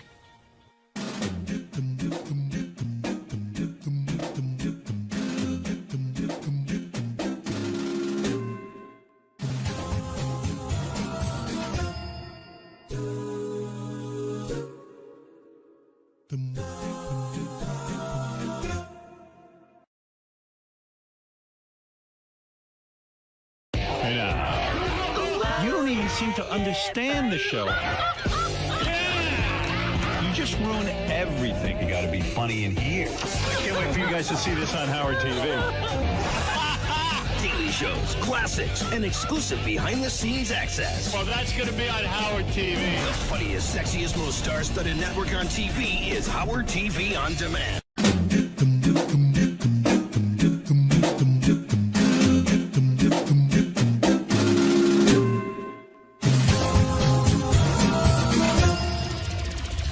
Hey Stern fans, welcome to Fine Time, a show where you, the fans, get the opportunity to ask questions and interact with your favorite Stern Show staffers, _Packers, and celebrity superfans. I'm your host, Rachel Fine. Now, my guest today is a best-selling author, a pioneer in the world of radio. She's got one of the most recognizable and contagious laughs of all time. She is also known to masturbate with fruits and vegetables, have anal sex with complete strangers in a bathroom, and take hallucinogenic drugs while vacationing in third world countries. She is the inspiration for nearly every song parody that comes in on the show, and she's one of the few people I know who can challenge me in the boobs department. She is the queen of all media, 𝗦𝗵cie𝘄𝗿𝗱. That was one stranger. Singular on the strangers. Fair enough. That's you've earned quite the intro. That's, oh boy. Well, we had a lot of people writing questions for you, so I'm just gonna jump into it. All right. First one comes in from Robin S. Robin asks, I'm curious to know where you envisioned your life taking you when you were back in high school. If you'd ever begun working with Howard, what would you have wanted to do with your life career-wise, and how did you get hooked up with Howard? Wow. That's a mouthful. I had no vision. Really? I was just hoping to stay alive. Yeah, I just wanted to get out of high school and go to college. I never had any idea of what I wanted to be when I grew up. I mean, I'd watch TV, and as a kid, I thought I wanted to be a doctor or something like that, and that's sort of how I wound up in nursing. Yeah. But it took me years to figure out who I was and what I wanted to do. So I was 28 before I even got into broadcasting. So it wasn't like I had this idea. What would I be doing if I wasn't working with Howard? I'd still be in broadcasting because I had decided that's what I wanted to do. It just so happened that 8 months after I got into broadcasting, I was hired by the same station that Howard went to work for in Washington, and that's how we met. Next question comes in from David S., also on Facebook. Who's your favorite whack-packer, living or dead, and why? Wow. I guess my favorite all-time whack-packer was Hank the Angry Drunken Dwarf. Yes. Yeah. Hi, this is Hank, the angry drunken dwarf. I just enjoyed him. You know, I just thought he had so many talents, but was so miserable. And, you know, I just remember appearances where, you know, he'd be falling down drunk, almost asleep, but he'd be in a music trivia game or contest with someone, and he'd wake up and have the right answer. Hank, the Thin White Duke. David Bowie. David Bowie, that's right. Wow. And Gary, David Bowie. It was incredible. That's amazing. Next question comes in from Nikki M, also on Facebook. Robin, who is your dream guest? A guest that you are dying to interview who has never been on the show? You know, that's interesting because in the last few days, there have been people's names that have come up, and I say to myself, I wish they would be on the show. Yeah. I wish I could talk to that person. And I suppose there's a long list of those people. Cher, Madonna. Yeah. A lot of people who, you know, actresses, Scarlett Johansson, you know, a lot of people that just won't do a show like this I'd love to talk to. It's a shame they won't. It'd be such a great interview. Next one comes in from Andrea F. She asks, what makes a movie star a movie star? And why isn't Brad Pitt a movie star? Got a lot of flack over this Brad Pitt thing. Tell us more. I'm still arguing with myself about Brad Pitt. I watched Thelma and Louise the other night, and, you know, that was basically where America discovered Brad Pitt. And I even thought after watching it again, I thought, you know what? I thought that guy was going to have a much bigger career. I think that Brad Pitt is one of those guys. He makes the kind of movies he likes. Yeah. Not the kind of movies we like. And that's my problem with Brad Pitt. So it's the choice of movies. It's not the scope or the size of I think a real movie star is someone who's thinking about his audience as well. Not an artist. An artist is different than a movie star. Okay, so who would be a good example of a movie star? Tom Cruise. Tom Cruise. He always thinks about, will this be fun for the audience to see? Would they like to see me in this kind of movie? He also occasionally goes off and does, you know, some of that artistic stuff. But for the most part, I mean, even the cameos he takes are, you know, very broad and things you wouldn't expect him to do, and it's exciting and surprising to see him when he does it. So is there a percentage, like, you know, Cruise did Eyes Wide Shut, and maybe that was kind of a distraction from... Yeah, but that was to work with Kubrick. And all of that stuff, so you can understand that. So there's a small percentage of artsy films you can do as long as their mainstream ones are big blockbusters. You're constantly thinking about, you know, I have an audience out there who likes to see me do this. And there's nothing wrong with somebody being artistic either. I just don't call them movie stars. Okay, there you go. Next question, also from Mickey M. Have you ever had to deal with a crazed stalker fan? And if so, what were the circumstances? I did, and I don't talk about it. Oh, no. You got to tell us a little. Give us a little piece. I had a long-time crazed fan. And it got to be kind of scary because we did all the wrong things. We did, you know, like they had never put out that, but, you know, when this was going on, we didn't have that list of things you're not supposed to do. Okay. And we did all of them. Like and, what? You know, having contact, you know, all the kinds of things that, if you read a list of what not to do, if somebody is stalking you, just realize we did them all. And then it became, you know, a situation where we had to do something legally to make it stop. Did you feel in imminent danger? Like, was it that I kind of scary? felt that other people might be in danger. I felt that that person was in danger. That's terrifying. Brandon S. asks, Robin, do you ever regret having told any of the stories about your personal life over the course of the show's history, such as sexual experiences or coffee enemas? I definitely regret the meats and Understandably. I still get angry because that was the one, you know, we started that contest before we left terrestrial radio. And Howard said, yeah, we're going to each reveal something that's really embarrassing. and he revealed that he had had a nose job. I'm like, give me a break. Everybody else went to the bank, and you revealed you did something to make yourself look better. How embarrassing. That's so embarrassing. Yeah. Next question's from 𝗦𝗵cie. She asks, Robin, how annoyed are you with Benji's bullshit? I'm not so annoyed at Benji in general, but when you start to ask Benji questions and you realize he's weaving this web to try to keep you talking about him, that's when I get annoyed. Understandably. And I always want to say, let's end the conversation and go on to something else. Do you buy any of the stuff he's doing right now with the wig and the nail polish and the makeup? I mean, do you think any of that is legitimately trying to look better, or is it just shtick? I don't think that Benji could have thought of this on his own. Okay, so there's a team of masterminds. Or you think she's at masterminds? Yeah, I don't think he would ever put on eyeliner. You know, I mean, we've known him for how many years, and that never happened. He might dress up as something. Right. And do you think she's masterminding it to get the on-air attention, or because she really thinks that looks better? I'm beginning to lean toward on-air attention. That's what I'm thinking. Yeah, because at first it just seemed like this was their personal thing, but when he came in the other day and stood up and he had hair and a black beard and eye makeup and black fingernails, I said, that's it. Yeah. This is where you're supposed to say I'm more handsome. Next question is from Twitter. At River Road Flip asks, Robin, are you planning on going on any more spiritual trips and becoming absurdly high? I don't know about becoming absurdly high. Now, you will receive with these rocks, special rocks, the energy, new energy. But I'm going to Bali for this next break, and you know, that's sort of that eat, pray, love kind of destination, and I haven't, you know, made any plans to go to any spiritual things, but I'll see what's there. That's a good place to do it. Yeah.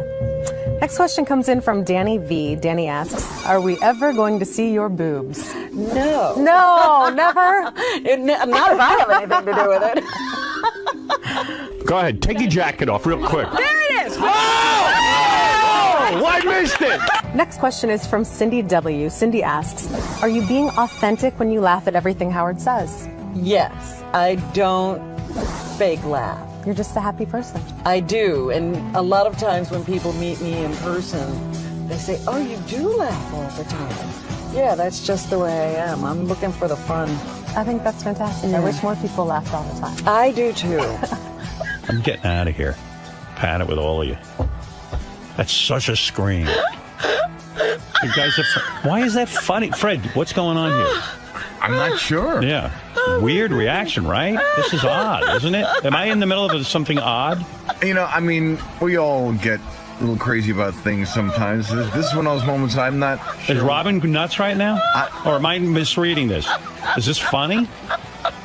To put it simply, yes, she's nuts right now. Okay. You need help. Well, I want to thank Robin for taking the time to sit down and answer all the questions that you, the fans, submitted. Keep sending your questions in. You can tweet them, you can Facebook, you can email, you can send video submissions and actually be a part of the show. And remember, this is your show, so don't screw it up. Until next time, I'm Rachel Fine, and I hope you had a fine time. I had a fine time with you, Robin. Well, thank you. I enjoyed this. Good, I did too. Okay.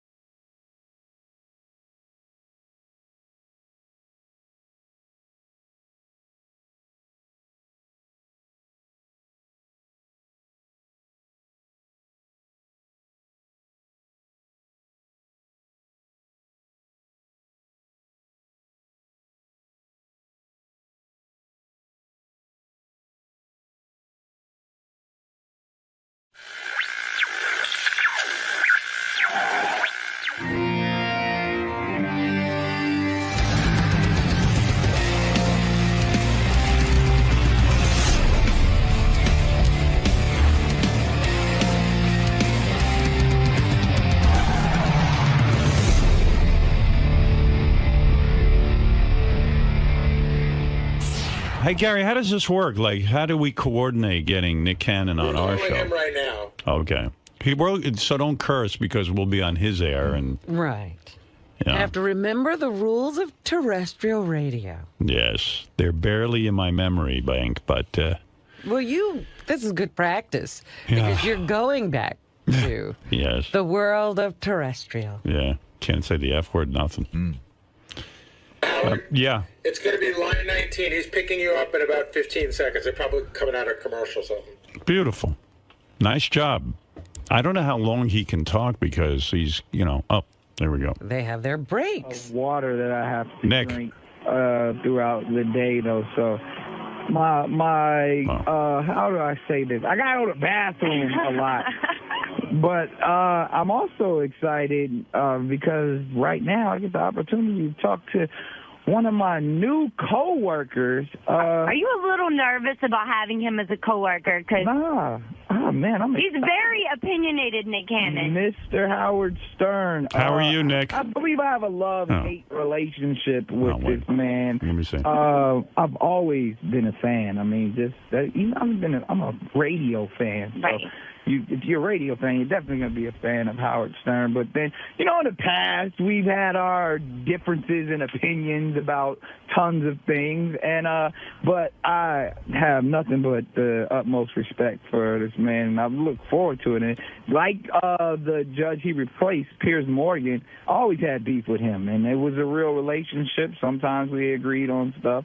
Most of the time we didn't, and it made for good television, it made for a good relationship. So being two grown men, I believe we'll have lots of things to talk about, and I think we'll make good television. Yes. And I think, I think our differences will kind of come. I can't get a word in. Does he know we're here? I can't wait to watch. And the good news is, thanks to Howard, we can thank him for having you in New York every single day. I really appreciate Mr. Stern because I get to be at home with my family in New York because he's such a big dog. He got them to pay him millions and millions of dollars and move the whole damn show to his neck of the woods. That's right. So that's hot. Wait, he actually supposed to call I'm here right now. So we're waiting to get him on the phone. I'm here. We got him? We got him? All right. Yeah. Oh! Good morning, Nick. Good morning, Howard Stern. Good morning. Now, such an honor. A pleasure to be on your show, and I'm saying welcome back. I know that you were ill. Yes, this is my first day back, man. So you're my first guest of the new year. And let me say, I am excited to be on your show because, after all, you're on my old radio station. Yes, I am, and terrestrial radio is treating me very well. I hope satellite is treating you as well. Well, let me remind you that, first of all, you can curse on our show. We can't curse on your show. So for purposes of this discussion, go ahead. You can say whatever you want, but I'll be cool with you. See, you are so intelligent with that, and I want to commend you because I know everybody's all worried about what you're going to do on television like you're not a professional, like they didn't know you've been doing this for 35 damn years. So no, my philosophy with America's Got Talent, and you know this, that I am a fan of the show. I'm a fan of you on the show. I was very worried when you were ill. I got nervous, but I feel now it was correct me if I'm wrong, but I just read that you had kidney stones, not kidney failure. No, see, this is the thing. I was telling a story a little earlier. They originally thought like I had acute mountain sickness because I was in Aspen, and then I did all these tests, and then they were like, oh, it's just kidney stones. Then they were like, no, we didn't find any stones, and they thought it was a kidney infection, and it was a lot more serious, and they found out that my kidneys weren't functioning well. We didn't want to say kidney failure because when people think kidney failure, they think, uh-oh, I got to go get new kidneys and it's Gary Coleman and all of that stuff. So we didn't want to go there, so we said mild kidney failure. Are you all right? I am. I got a couple more procedures I got to go do and everything, but I'm good. I'm back. I'm feeling 100%. Has anyone spoken to you about your lifestyle in the sense I read about you, and I've spoken. I tell them all the time. Yeah, I've spoken to some of the people at America's Got Talent about you. And I said, I really do like Nick as the host, and I want him as the host. I said, what is? They probably would have fired me if you. No, they described that you are a guy who carries a pillow around with him and catches like 5 minutes of sleep here and there. Yeah. And why the mad drive? In other words, you've got America's Got Talent, you've got the radio show. Between those two things, that's a pretty busy life, and now you have twins, and you got a whole thing going. Right. Why are you grabbing it so much? You're gonna kill yourself, and I mean that seriously. I know that now, Howard, and I actually, I was always saying, the harder you work, the more, you can accomplish. I was always taught that, but because of this situation, I definitely know that I don't need to go too hard. I don't need to, Well, what will you cut back on? In other words, you're going to do America's Got Talent. You got to do that. And the radio show you're committed to. Yes. So it's more about just my way of living. I was doing that. I was DJing, stand-up comedy, still trying to run a couple companies. So it's really just about taking time. And so what are you going to cut out? You know what I would cut out? Parenthood. Why don't you just... now. Don't see the kids. That's the most important thing. Absolutely. So I'm not cutting that out, but I'm pretty sure you can give me some tips on how to juggle that whole thing. You are juggling more than any guy. It's a funny thing with you. A lot of people probably say to themselves, me included, he's married to Mariah Carey. The woman has more money than God. You really could sit back and relax. So I admire your work ethic. In other words, you're not sitting there going, hey, Mariah Carey can support me. You're not saying that. I would be a punk if I did that. Right. I admire that. I admire that. But to take on 20 jobs, a lot of my Jamaican friends will do this. They take on 20 jobs. But now, Howard, you're his new coworker, and he gave me a hard time because I emailed him when he was in the hospital. He didn't you reach call out him? not one damn time. Did Howard call him? I'm a fan of the Stern Show. How would I call him? He was concerned. Did you call him and say, Nick, I don't know. I don't have any relationship with Nick. I expect that we'll form one when we work together.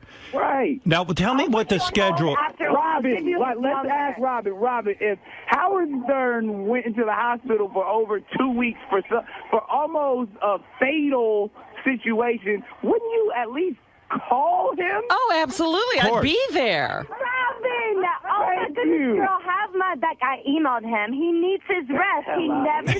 Oh, that's cruel. Call him in the hospital. People say I'm cold. You're cold. I'd be there sleeping on the floor. Robin would be straddling me. My wife I'd become his nurse. Robin would be straddling me if I was in the hospital with a... Hey, Mariah, is it okay if I straddle you in the hospital? Yes. You know she gonna whoop your ass. No, she knows I'm joking. Robin said it, not me. By the way, now that I'm on this America's Got Talent, there was a tabloid report where they were saying I tweeted out a terrible thing about Mariah Carey, and we're having this whole war. And I just want to go on record in front of Nick and say I never have done that. I don't never even said know. whatever they quoted him as saying. Oh, I said it. I never called Mariah Carey a bitch. I don't know where that came from. I don't talk that way. Yeah, no, it wasn't that. I remember what it was because when when I first started this show, because obviously you used to be on this frequency, and yes, you said that if I was going to be successful here, I was going to have to talk about certain things, and we got a little lewd, and and we went there, and then I think at the time you had seen a video or a picture of my wife where you thought she had put on some weight, and I thought that was very rude and disrespectful. So as probably was. Yeah. I was like, hey, I'm going to have to whoop Howard Stern's ass when I see him. Listen, I'm ready to take my whooping. well, now my kidneys ain't working right, so I got to get back in shape. He's ready to take you on now. Are you kidding? Yeah, as long as you're ill, I can take you on. I might be able to. I might be able to last 5 minutes in the fight if you are sick. Yeah, you gotta let me get back in shape. I still need a couple more. I understand. I'm not letting you get back in shape. But Nick, listen, I am looking forward to this. I have so many questions. I mean, I don't even understand the schedule when we're going to probably meet in Los Angeles. I guess this is our first time when we go to do the initial show, the tapings. Right. I was actually having questions for you. I mean, we have the Howard TV guys here, and I was asking them, like, are they traveling with you, or are we doing? Because sometimes our shows are going to be like in the middle of the week, and I know I got to get up early as hell to do my radio show, especially on the West Coast. No, I worked out my schedule that I'm taking off the weeks that we travel, or taking off at least a few days. I need your agent. No! Well, because I don't want to end up with kidney failure. Right. Exactly. I could not, I'll go on record, I could not do your schedule and have the pressures of 2 young children at home. I don't know how you're doing it. And we didn't even talk about the sitcom. Yeah, I mean, it's crazy. And to me, I am I can't wait to ask you stuff like when you and Mariah, because she's so famous. Right. When you guys go and buy a house.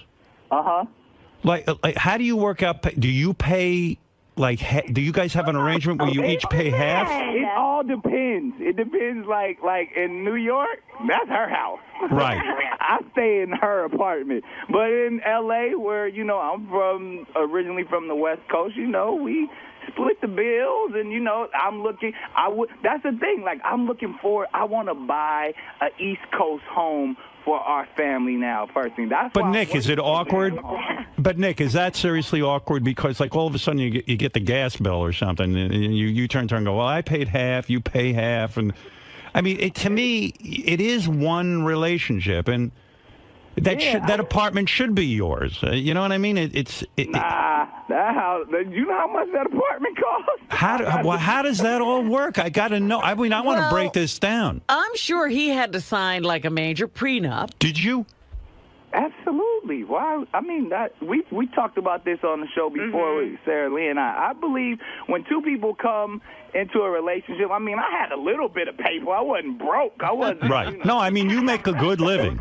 Yeah, so I came in with what I had, and and she came in with what she had, and it was like, if in case I don't believe in divorce, right? If it did happen, it's not going to happen. Yeah, we would do what we would have to do. He keeps working like that. It's going to happen. Because I work hard at home first. I'm daddy and husband first. When are you ever home, though? When is Nick ever home? Nick, when are you ever home? You're barely home. I have been home recently. In the bed. Well, yeah, because you're ill. No, honestly, honestly, we travel together. It's actually been really beautiful. I mean, how often am I going to hang with Mariah? I assume. Does she come to the set? Never. She never comes to the set? She performed the first season I got there and hung out a couple of times, and she was like, all right, I'm over it. I'll watch it from home. Yeah, but wait a second. You put in long days, right? I mean, when they do these tapings in San Francisco. Are you ready for these days, Howard? No. I told you how long these days are. Do you want to know the truth? They lied to me when they hired me. They didn't tell you about them 16-hour days, huh? No, because they said, I'm on the phone with them making arrangements, and they had originally told me that on these taping days, you work from like 11 in the morning till about 7 at night. So I said, oh, okay, I can deal with that. It's hard for me because I get up so early. I wish they could start at 6 in the morning, But then so then the other day I'm in a conversation and they go, oh, did anyone tell you about the grueling days? I go, what grueling days? What grueling days? Nobody mentioned it. Long grueling days. I'm gonna tell you all about it. Matter of fact, I mean, we got these things over here called commercials, Howard. No, you don't need to do. You can take. Listen, this is special. Commercial. We'll be back with more. No, Nick.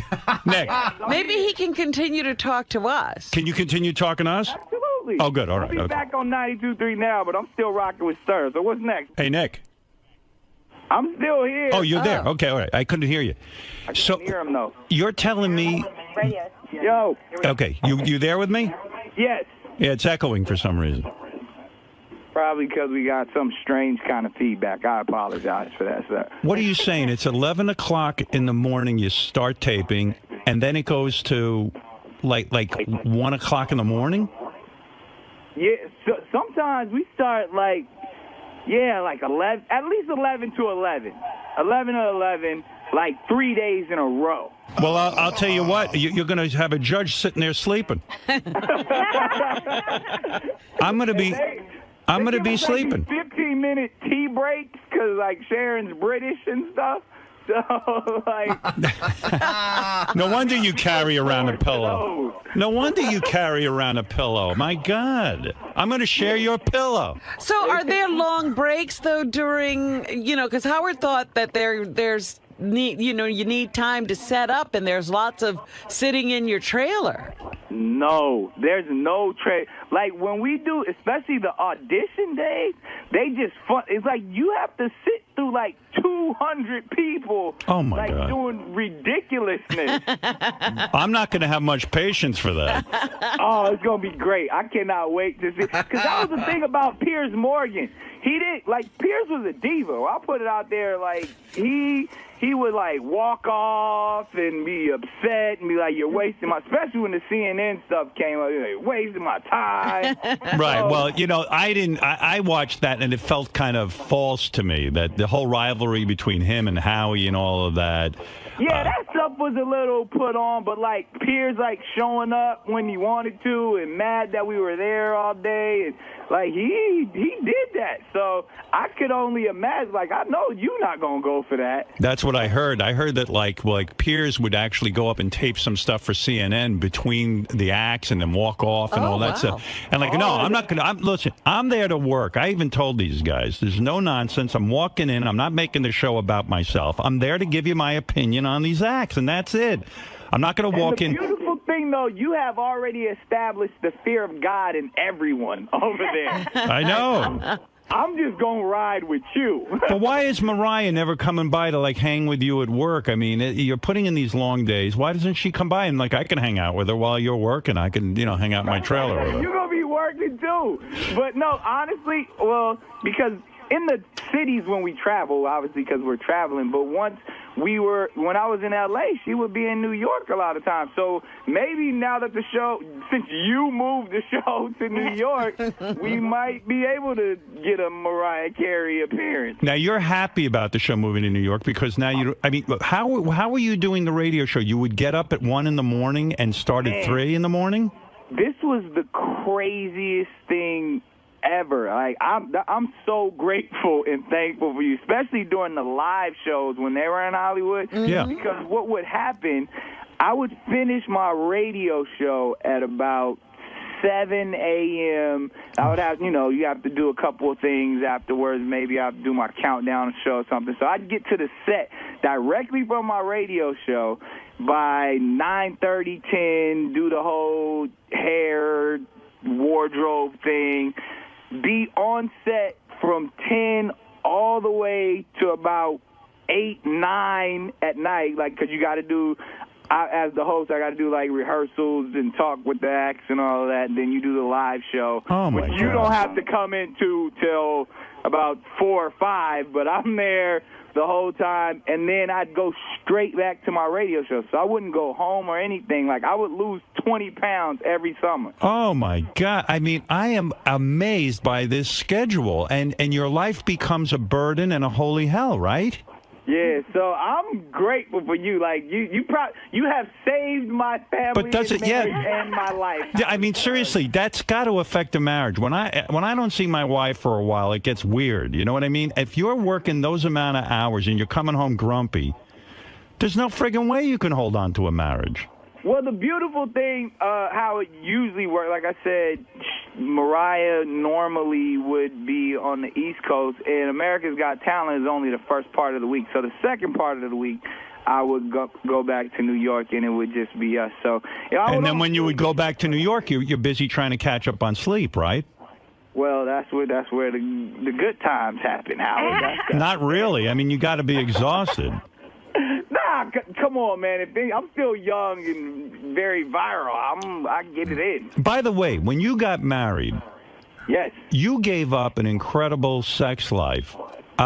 This guy, Nick. What are you talking about? He has dated, the laundry list of women he's dated. Your research.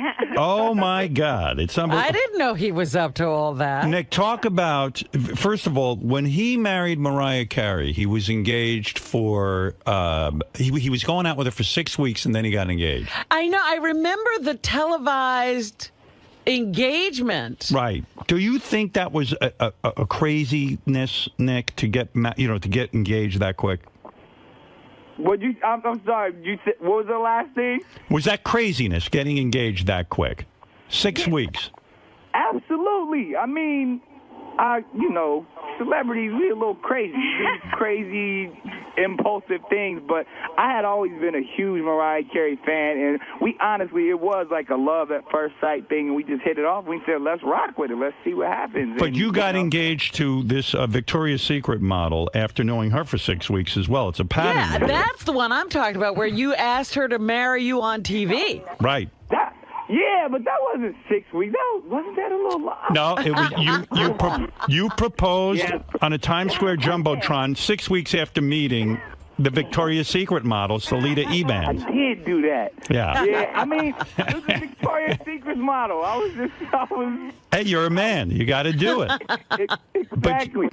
I think I'm in love with being in love. I'm one of those hopeless romantics. So. Do you miss that?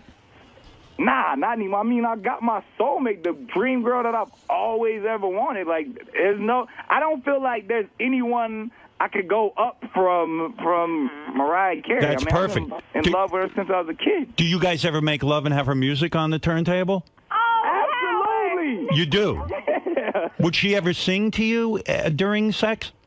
Yes. I would love that. Oh, my goodness. See, I think that's fantastic. Absolutely. You're saying Mariah will start to sing. I'm married to Mariah Carey. And Mariah will start to sing during your sexual activities. When I'm doing a good job. Good Lord. Does she sing a new song? Does she sing Hero or she writes something spontaneously? Yo, I ain't got Hero yet. You're working your way up to Hero. Exactly. I need to put in some more work.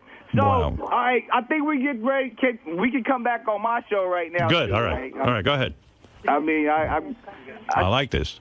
This is good. This is like double rate. In all your 30-some-odd years of radio, have you ever done this before? Nick, I've done it all.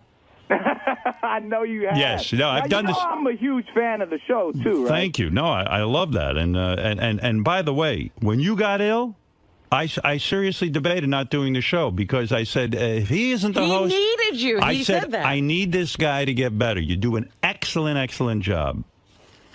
Oh, well, thank you very much. I mean, I know you always made fun of me, like, what do you always say? I say, America have voted. Yes. I'll put on my black voice. Well, you put on a little bit of street for me, but because I know you. You've been in show business since what, like 9? Not 9. Well, I've been doing stand-up since I was probably like 15. And your dad is a TV like a televangelist, right? Yeah, he started like in North Carolina. He was a public access dude. And he would go on TV and preach the gospel? He preached the gospel, and he would let me open up with and do like a couple of Jesus jokes before he went on and stuff, and that kind of started my whole career. Are you close with him? Yeah, absolutely. My pop, and he's still doing his thing. He does the circuit. He does evangelical work and all that type of stuff. Are you a real believer?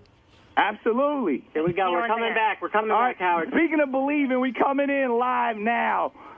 We're still entering up. We're 92.3 now, rolling with Nick Cannon, and I am on the air live. Well, let me recap. Howard Stern, thank you for being on my show and allowing me to be on your show. Nick, let me recap. We've been on my radio show while you've been in commercial. Let me review what I've learned during the commercial. All right, number 1. This was amazing. Mariah Carey sings to Nick during lovemaking. Only when I'm doing it well. She has never. He hero yet. He's working his way up to hero. Which is the real, creme de la creme of lovemaking. Exactly. People don't know this about you, but you lost your virginity when you were 13 years old. Yes, I did. I mean, my listeners know that because I talk about it all the time, about how, I cried. The girl made fun of me. It was the worst ever. And made fun of you because you were bad at it. Yes, I was horrible at it. She said it was actually at church. We were just talking about me being the son of a preacher man, and it happened at a church lock-in, and everyone laughed at me. Horrible. And from that day, I vowed no one would ever make fun of the canon. So when you... A church lock-in? What's that? What is a church lock-in? That sounds horrible. Church lock-in is no. No. When you live in an urban community, like there's a lot of, stuff going on at night, so they try to keep all the youth in the late night. So they have these things where, like in a gymnasium, it's like a lock-in where they, have like games and stuff. It's supposed to be like you play like Jesus games. And no wonder you don't want to stay home. Having sex and stuff at church. Right. So this was an effort to keep you harnessed. Yes. Right. And so they lock you up. So one would think you hate religion because your parents were so involved in it and they pushed you into it and then they locked you up and kept you tame. You would think... not really. I don't want to say, because you know what? I'm more of a spiritual person now, especially, going through what I just went through with my health and everything. But I've always had a strong foundation in spirituality. I think religion, especially like the business of religion, is horrible, and I've actually seen every aspect or a lot of aspects of it. So I kind of go the other way with that. But do you say that to your father? Yeah, absolutely. You said to him, Dad, I don't like the whole you going on TV, raising money, and all that other stuff. Yeah, I'm not. We have this debate a lot, all the time. About a lot of ministers that have been, close to our family for a long time. I'm not into the business of selling God. Does your family hit you up for money all the time? Yeah. Yeah. So, are you supporting your parents? Nah. Like I said, my dad and my mother, honestly, both of my parents have accounting degrees, so right. That's actually helped and hurt. So who's hitting you up for money? Your cousins and all that stuff? I got 4 younger brothers that just some old thugs. So you have to send them money. Yeah, now I employ them. I have them work for, a couple of my companies and do different things. And, they work and doing their thing. A couple of them trying to entertain and stuff. But are you resentful of that? Nah, not at all. They're my younger brothers, so I'm the oldest. So I kind of I hold it down. Was their attitude, when you married Mariah Carey, now we're in the money kind of thing? Absolutely. Everybody thought it was different. I was like, that's her money. I ain't got that. However much money she got, we still working with the little. We were talking during the commercials. Your audience didn't hear this, but you have a pattern of meeting women, going out with them for 6 weeks, and then asking them to marry you. I only did that like 3 times. All right, no big deal. That's not a pattern. Is it true that you made love to Lindsay Lohan? Ooh. No. Make love? Yes. I never made love. All right. Did you have sex with? Wife. Did you have sex? Did you have sex with Lindsay Lohan? No, Howard, I did not. Do you know her? Yes, I do know. Why is it that you reportedly dated her? Did you? What, dating and we were friends. We did a movie together. We did a film called Bobby, and we hung out a couple. When you say hung out, did you kiss her? It was late. It was. So you made out with Lindsay Lohan. How far did you get with her? Second base? Third base? I didn't. Lindsay Lohan at the time, we were very respectful with each other during the time because we were trying to be professional. And she was actually, you know what it was? I actually had a lot of respect for Lindsay because she was a lot younger at the time. I was real weirded out about younger girls. I've never really been into young girls, and I always kind of looked at her like she was just a young girl. So but yet you guys made out. You were attracted to her. Not really. I would say she was more attracted to me. So she came on to you and started making out with you. Absolutely. And you pushed her away? I didn't push her away. I'm still a man, Howard. So she did things to you? No, Howard. We were respectful. We were What does that friends. mean, respectful? I mean, what? Out of all the people you could choose, you picked Lindsay I would have Lohan? told you the dirt about Kim Kardashian and all that. Why you go? What'd you do with Kim Kardashian? Like Lindsay and her family. I actually have a soft spot for them. What'd you do with Kim Kardashian? You made love to her? Yeah. You did? Everybody knows that. Yeah. I didn't know that. Oh, see, you got to get up on the pop culture, man. Man, I tell you what, you gave up a pretty active sex life to marry Mariah. I did, and it was well worth it, Howard. I Yes. was You're happy.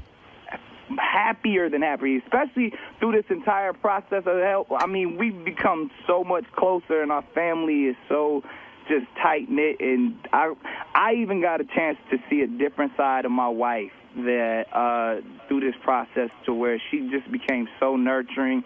And I mean, I'm in debt to her forever, even after this entire health scare. Your relationship got better. Way better. I mean, it Because- was great already, but I mean, now I watched that interview with the two of you where she turned to whoever was doing the interview. I think it was Barbara It Walters. was Barbara Walters, and she said, well, Nick's not like the greatest husband. No, She did not say that. That's how I interpreted it. I mean, it was... that He's a she doesn't man, trust me Barbara. because I'm a man, because of my promiscuous sex life. So have you before cheated? I got married. Did you Nah, cheat? Never. You never cheated? Nah, I don't need to. I did everything before I got married. You And certainly he doesn't did. have time. Why break up with a Kim Kardashian? Certainly good looking, right? Yeah, you know what? I'm going to tell you why I did that on your show, but I got to go to break because I got these things again called commercials. All right, I'll let you go. Back on I'll let... 92.3 now. All right. All right. Okay, quick, Nick. I want to find out what he did with her. Right. Why did he break up? He's got to play music, too, you know. That's a top 40 station. Oh, is that what we're doing now? I think so. Plus, Dave Navarro's here. I got to talk with Dave. Ah. But I got to take a break. I'll We have to let him go. I think so. I think he left. You know, he said he has to go to the bathroom a lot. He's drinking a lot of water because of that kidney thing. All right, I'll let him go. Hey, looked like you had fun in there. We did. This is what we do, man. I told you, I'm a huge Stern fan. So now that you've spoken with Howard, what do you think working with him will be like, both on the air and behind the scenes? Man, it's amazing. I'm excited about the opportunity. I mean, just to sit at the feet of King of all media and watch him do his thing like this, it's an honor. All right, and most importantly, after hearing your phone call with Howard, do you think Mariah's opinion of Howard will change? You know what? I was talking to my wife this morning, and she feels like they cool. She feels like the last couple of conversations they had were pretty straightforward. She said what she had to say, he said what they had to say, and that they on cool terms. So I don't think my wife got any beef with Howard Stern. All right. All right, Nick, thank you very much. All right. Take it Especially my wife is probably really going to love Howard now because her husband will be home more because of him.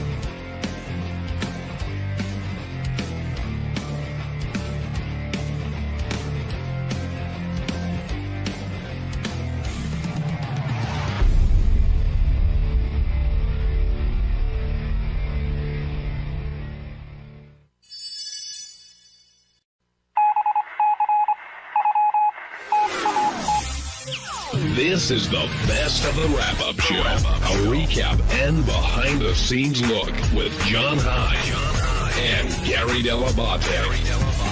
The best of the wrap-up show begins now. Hey, I'm Gary 𝗛𝗿𝗱. On Monday's wrap-up show, we talked about a ton of stuff. We talked about 𝗛𝐿CE Handler. She talked about wanting to be famous, and we talked about whether we wanted to be famous or not. We talked about tipping. We talked about 𝗦𝗵cie𝗄𝗿𝗍, my old intern, and his girlfriend came in, and they're swingers, and how she wants to fuck a guy, and he's not into that. And then JD came in and discussed whether he'd be into that. We covered a wide array of subjects, and here's what happened.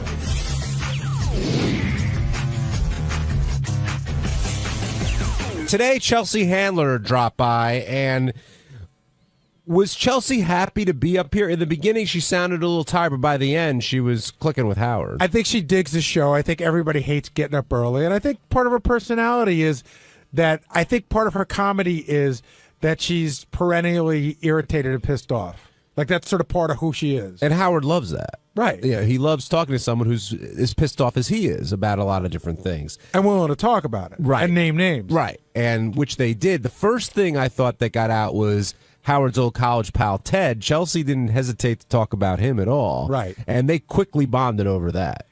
Howard is never like Ted.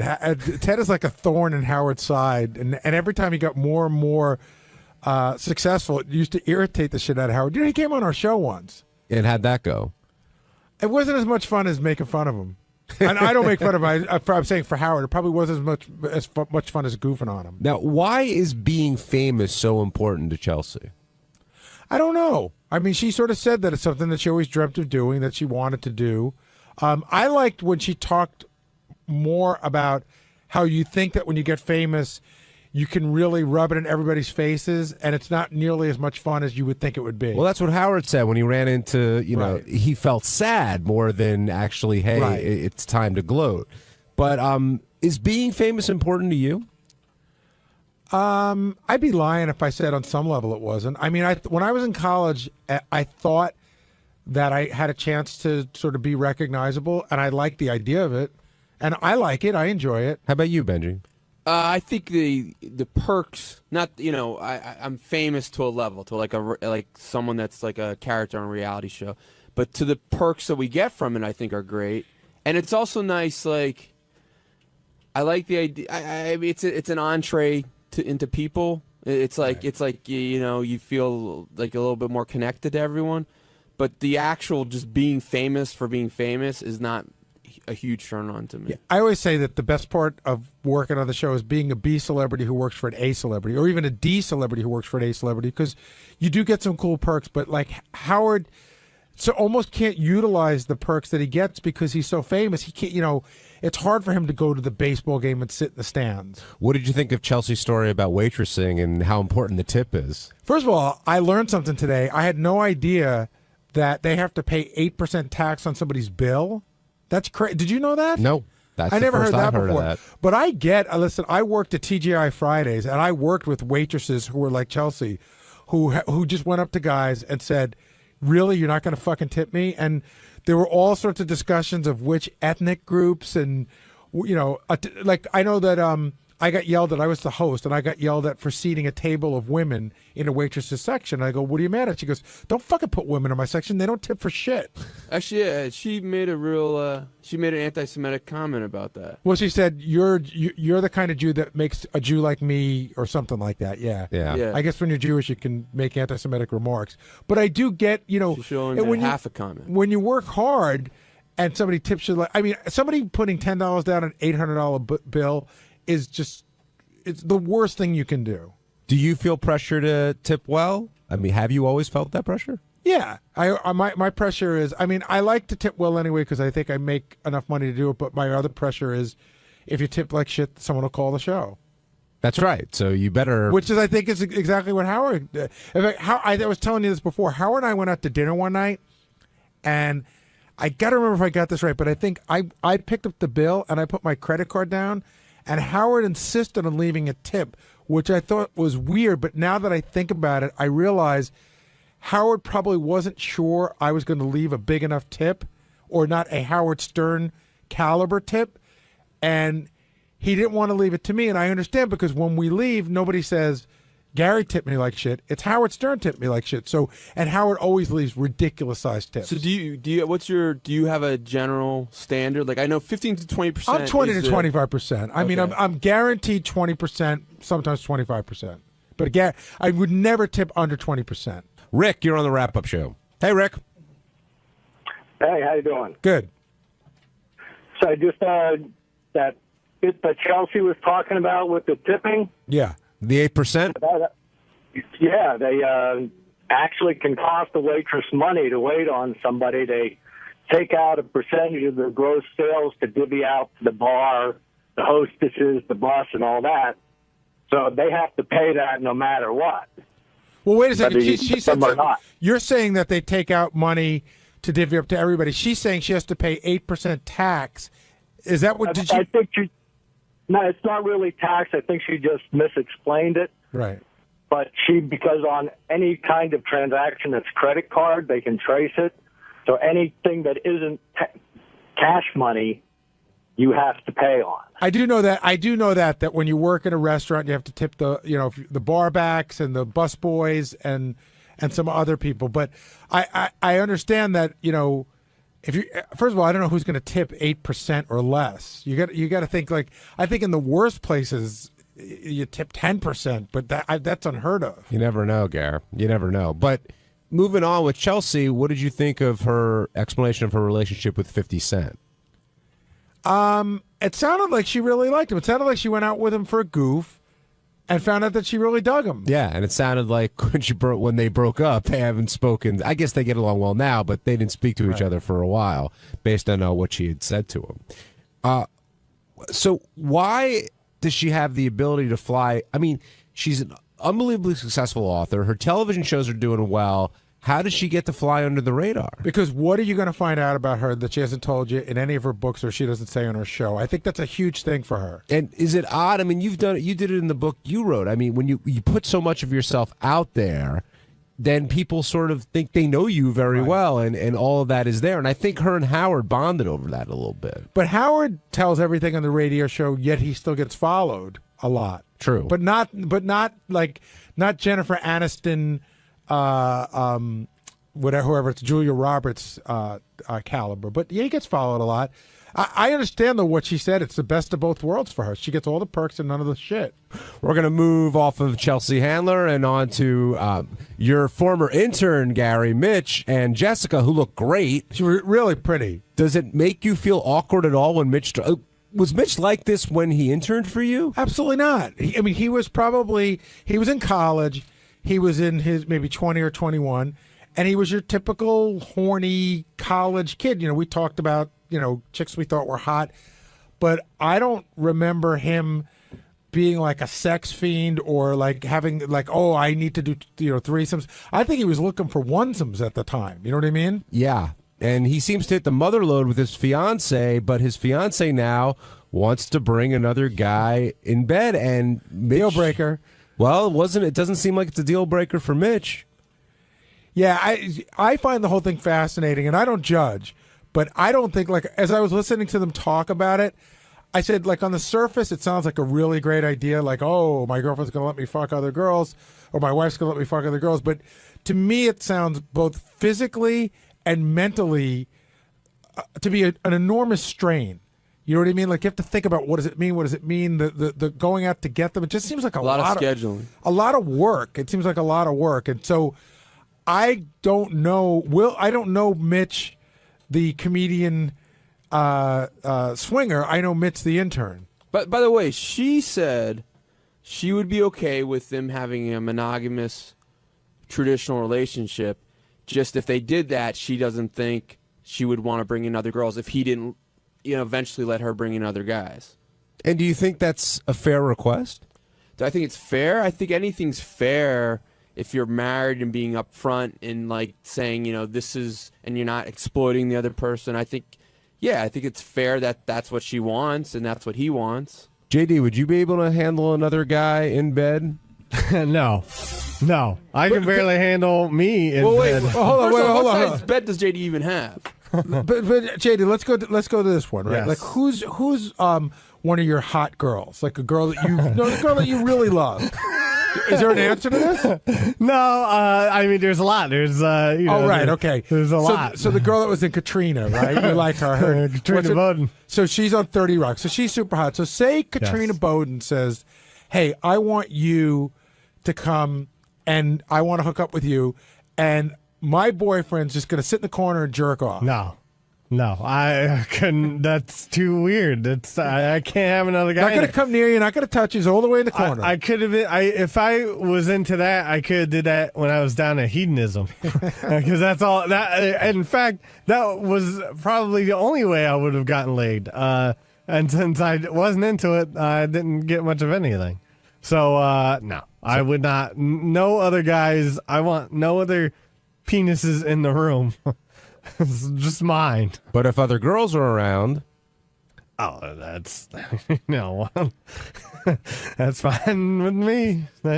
Double standard. Well, listen, I'm sorry. I'm just being me. But the more the merrier, right? Oh, I don't know. Well, no, I don't know about that. But just Gary's the more scenario. it might be sadder. Gary's scenario, like, so you said the Katrina Bowden is her name, like, is one of your hottest chicks, like. So you couldn't have the guy in there jerking off. What if she told you like he was just watching but not jerking off? No. I don't want to be watched. I don't want to be analyzed whatsoever. What if he knew about it and was like, I'm going to let you guys in the room alone. I'll leave and I'll come back. You'll call me when you're done. I'll come back. I don't know. All right, Katrina, you have a little shot here. Hey, by the way, Benji, you've been into some interesting stuff. Have you ever been with a chick where a dude's been in the room just watching? Yes, but like I've been in it. Like that's never would be my first choice. Yeah, I'd be like, I don't think it's anybody's. Well, no, I think it is some people's, but opportunistically, when that's the only way it was going to happen. Right. Yeah, yeah, it's happening. And it's not. If Elisa wanted to bring another guy in, would you be okay with that? No, absolutely no way. No. But see, for me, the guy in the corner only freaks me out because, like, I'd have one eye open. Yeah. Because I keep waiting for him to, like, I'll just shove a finger up your ass. Because you have your attention somewhere else and he catch you off guard. Waiting for him to slowly creep in. Yeah. So on Tuesday's wrap-up show, I went in to talk about the whole Ronnie fiasco. Apparently, he didn't enjoy me calling him borderline stupid. But and then after that, I talked about his whole yelling at his appearances and what a nightmare that is. I've seen that at a party, so here it is.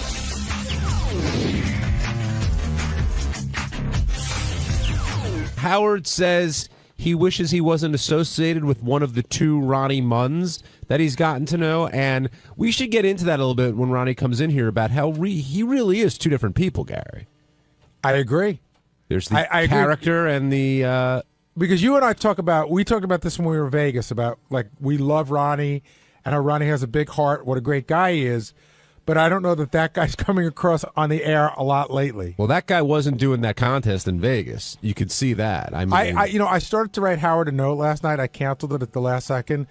But after I watched Ronnie, I wrote him a note that said, I thank God, I thank you and God every day that I don't have to do these appearances anymore, because when you go out in front of a crowd, there's, you feel compelled to do something. Right. And when you don't have an act or you don't do anything, Ronnie and I are famous for being famous. I'm famous for, I can't book a guest in front of a crowd. And so I never felt comfortable doing it. Well, Ronnie also took issue with Scott DePace. He was insulted that Scott called him stupid, and he kind of went off on you, Scott, really out of left field. I didn't see that coming. Did you? Your mistake, Scott, was that you gave your opinion on how smart you think everybody is, and somebody asked you, but once you put that out there, everyone's going to come back. The fact is, everyone here has called me stupid from one time or the other, and Ronnie, everyone, Howard, I mean, all those guys. So yeah, I guess I'm not Howard. All of those guys have pretty much said that he's stupid. They pretty much made fun of his poem. And somehow I'm the bad guy. So, okay. But you know what I think the difference is? Like, I'll say sometimes, Scott, you're being stupid, or I think your politics are stupid. But I don't think you are stupid. You sort of made the blanket statement pursuant to nothing. Look, it's an I think interview. Ronnie is in general stupid. All right. Ask me the question again. Rank people around Do you think here. Ronnie's a bright guy? Yes. He's everyone here is very bright. But you're not being real. Well, I mean, how else am I supposed to answer Tell the it? truth. You know, tell what you feel. I think I did. You pride yourself Sort of. on answering questions honestly and bluntly. Yeah. And now you're saying that you think Ronnie is a bright guy? Because in that interview, it didn't sound like you thought Ronnie was a very bright guy. I don't think John understands sarcasm. You are a point above him in IQ. Clearly, I'm missing it. That's the one point. Maybe you're the dummy. Look, do I think he's borderline stupid? Like I said, no. That's a little. Is there anyone here you think is? No. I don't even know if Bobo was. I don't think I've ever met someone borderline stupid besides a retarded guy. What's borderline stupid? Yeah, because it's not retarded. Define borderline stupid. Just someone who you can't even have a conversation with, who has no sense of reason or I don't know. But that's retarded, what you're talking about. There are stupid people who aren't retarded. Well, show me one of them. Who do you think is here? I think that Sal, in some areas, can be bright, and in some areas, I think Sal lacks common sense. So that's your way of sugarcoating. No, I think in some ways I don't think he could Sal's be stupid. bright. I think Sal lacks book smarts, and I think he lacks common sense. On the other hand, I think sometimes he's sort of a little street smart. He's sharp in some other areas, so I don't completely discount him. But sometimes he doesn't think things through. He's brilliant at making some of those calls. That's right. Yeah, absolutely. I think I said that I think Sal is reasonably intelligent. But so maybe I should say Ronnie doesn't show or sound very intelligent, but he can drive very well. Okay. I mean, like I don't know. I made a comment and he got angry and. Do you see why Ronnie would find that comment insulting? I would say that you'd be stupid for being surprised that he's mad that you called him stupid. No, I mean my point is that everyone here has called me stupid, and Howard has basically said that he's not. Stupid is a strong word, and maybe that's the problem. I shouldn't be saying stupid because I don't think he's stupid, but. If we had to take an SAT test, let's say, we all had to go in and my money's not going on him. That's it. So he's not strong academically in your eyes. What do you think? I'm just stating what you said. I'm not sure how I feel right now. What do you think? You're not sure how you feel because you're backpedaling on what you said before. Well, that's really what I meant. I just mean that Ronnie's a great guy. And like he said, he's successful in business. So did you feel bad saying that about Ronnie? Because it heated up pretty quickly between you two. Well, I felt bad that he got so upset. I mean, I thought his skin was a little thicker. That I always think I'm always surprised when anyone here gets upset because of all the. But you get upset. That goes on. I do when it's 5-on-1 sort of thing. No, you get if somebody takes a shot at you, it upsets you sometimes. Not really? Go ahead. I'm not looking to fight with you. But who do you think here? Have you ever met anybody like that's borderline stupid? Like some of the whack packers? No, because I think it's a funny phrase. Like where would you put Miss Howard Stern? I've never really. I don't speak to a lot of the guests, so I don't really. But my interaction from what they, I think Miss Howard Stern is probably borderline stupid. I think is Beetlejuice officially retarded? Because if not, he's definitely stupid. You really have to ask that question. Well, I don't know. What is there a clinical term? And how do you? I don't know what the clinical term is. But if you ask somebody to spell red 3 times and they spell 3 different ways, I'm going to go with whatever that phrase is. Then he's flat out retarded. Steve in Pennsylvania, you're on the wrap-up show. High pitch Eric seems very stupid. Hello? Hey, Steve. Hey, Steve Carnathan, I'm a big fan. Hey, listen, Pace, you're just a backpedaling asshole, first of all. Shut up. And You're second of all, Ronnie runs his business, and he runs it better than obviously you did. I don't run Ronnie's business. No, Ronnie runs his own. He's a hell of a lot more successful than you are. You're just a typical politician, backpedaling asshole. I'm not a politician. What? Now, Scott, did you think it was fair for Howard to be upset at Ronnie and the way he behaved out in Vegas? Do you think Ronnie's representing the show? I mean, listen, Ronnie's his own guy. If he's going to say that as this is Ronnie from the Howard Stern Show, I could see Howard's point. But, I mean, it's a Howard TV event. He's saying Howard TV up there. I don't know. I'd be curious to talk to some of the people. Do they think are they getting some part of the Howard Stern Show? Or they think it's going to be a big comedy show? Or if they go expecting to hear some guy just yell at them the whole time, well, then they deserve it.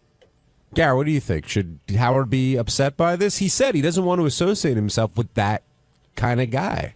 The thing is, I think that Ronnie's sort of getting mixed signals because Ronnie hasn't really changed too much. He's always sort of been like that. I think that Howard's perception of how he'd like to be received by the audience might be changing a little, which he's totally entitled to, by the way. And so maybe one day he wasn't paying attention. One day he woke up and somebody sent him the tape. It's like, oh my God, that's who's out there representing me. I'm not sure that I'm crazy about that anymore. So you think Howard has changed, not Ronnie? Yeah, to some degree, and I think that's perfectly fine for somebody to change. Just so everyone knows, that is the guy that shows up at all the parties that we have. But if you go to dinner with Ronnie, or if you just hang out with Ronnie, that's not the guy you hang out with. No, because normally that's before that guy comes out. When he gets a little drunk, then suddenly forget about it. All right, Ted, let's take a break. We'll try and get Ronnie down here to refute some of what Scott said, calling him borderline stupid. Ronnie just joined us, and Ronnie, we were talking to Scott about him calling you borderline stupid, and he's backed off of that a little bit, but you went after him pretty hard today. What do you mean by backed off a little bit? What does that mean? Well, he was trying to... Well, Scott, you should speak for yourself. I don't want to put words in your I already mouth. did it once. I can't. I don't know. I think he said that he doesn't think you're book smart, but you drive well. No, that was a joke. I think that, to say you're borderline stupid is certainly an exaggeration. All I was saying is if we were going to Why would you say it at all, then?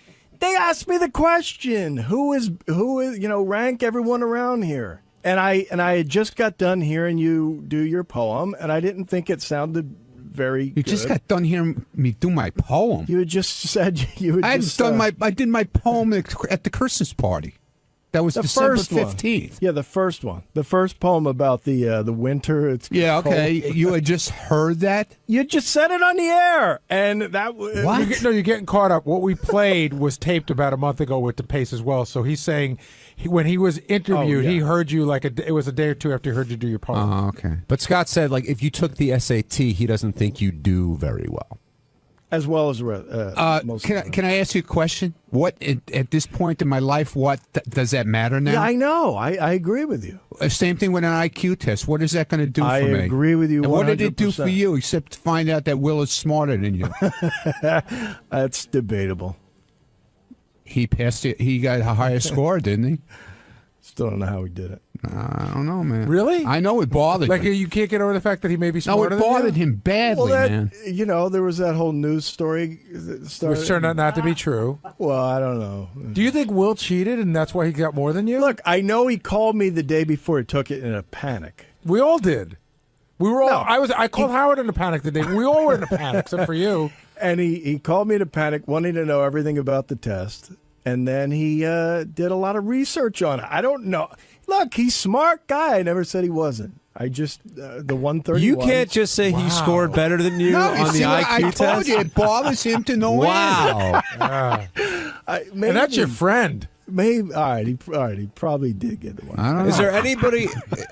Is there anyone here you feel is smarter than you? I think everyone's smart. Answer my question. Is there anyone here that you feel is there smarter anyone than you? here whose intelligence intimidates me? No. Is there anyone here who you feel is smarter than you are? I don't know. How do I know that? Is anyone here a scientist? No. It's a gut guess.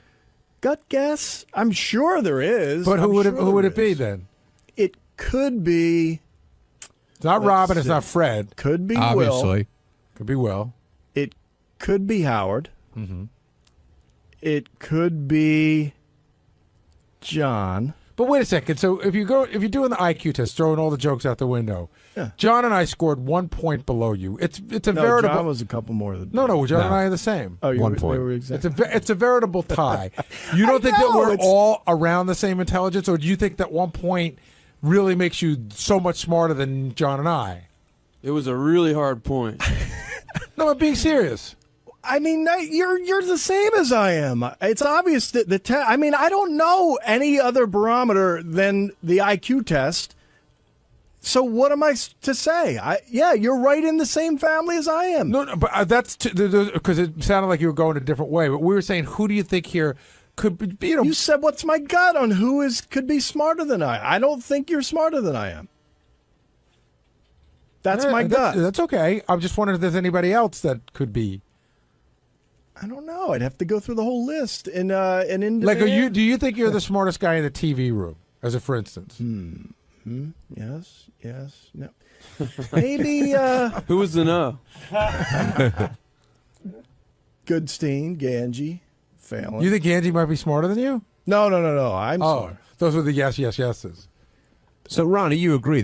Scott doesn't think anybody here is smarter than he is. Yeah, I agree. I just said you could be, John. And that. Well, you said it, but you didn't mean it. Well, wait a second. John and I have the same IQ, so why could he be smarter than you, but I couldn't? Well, I think yours is swayed in the memory category, which I don't value. You don't know what. Oh, you have the Fred problem, guy. But you don't know what John scored high. I don't know, Gary. I don't know. You're asking me these questions. I don't know. There's no way to judge. Yet Let's cut our brains open. There's no way to judge, yet somehow you managed to. Well, of course. I mean, you're asking me for a gut feeling. I'm not willing to say my gut says that you're smarter than I am. Well, what would make you say I was stupid? What do you think made Howard, Robin, and Fred at times call you stupid? I never heard him call me stupid. Hey, well, stupid's a strong word. I've said that. All right, so let's back away from stupid. Let's say not as intelligent as they are. Yeah, because of grammar and stuff, and the shit I do with my appearances.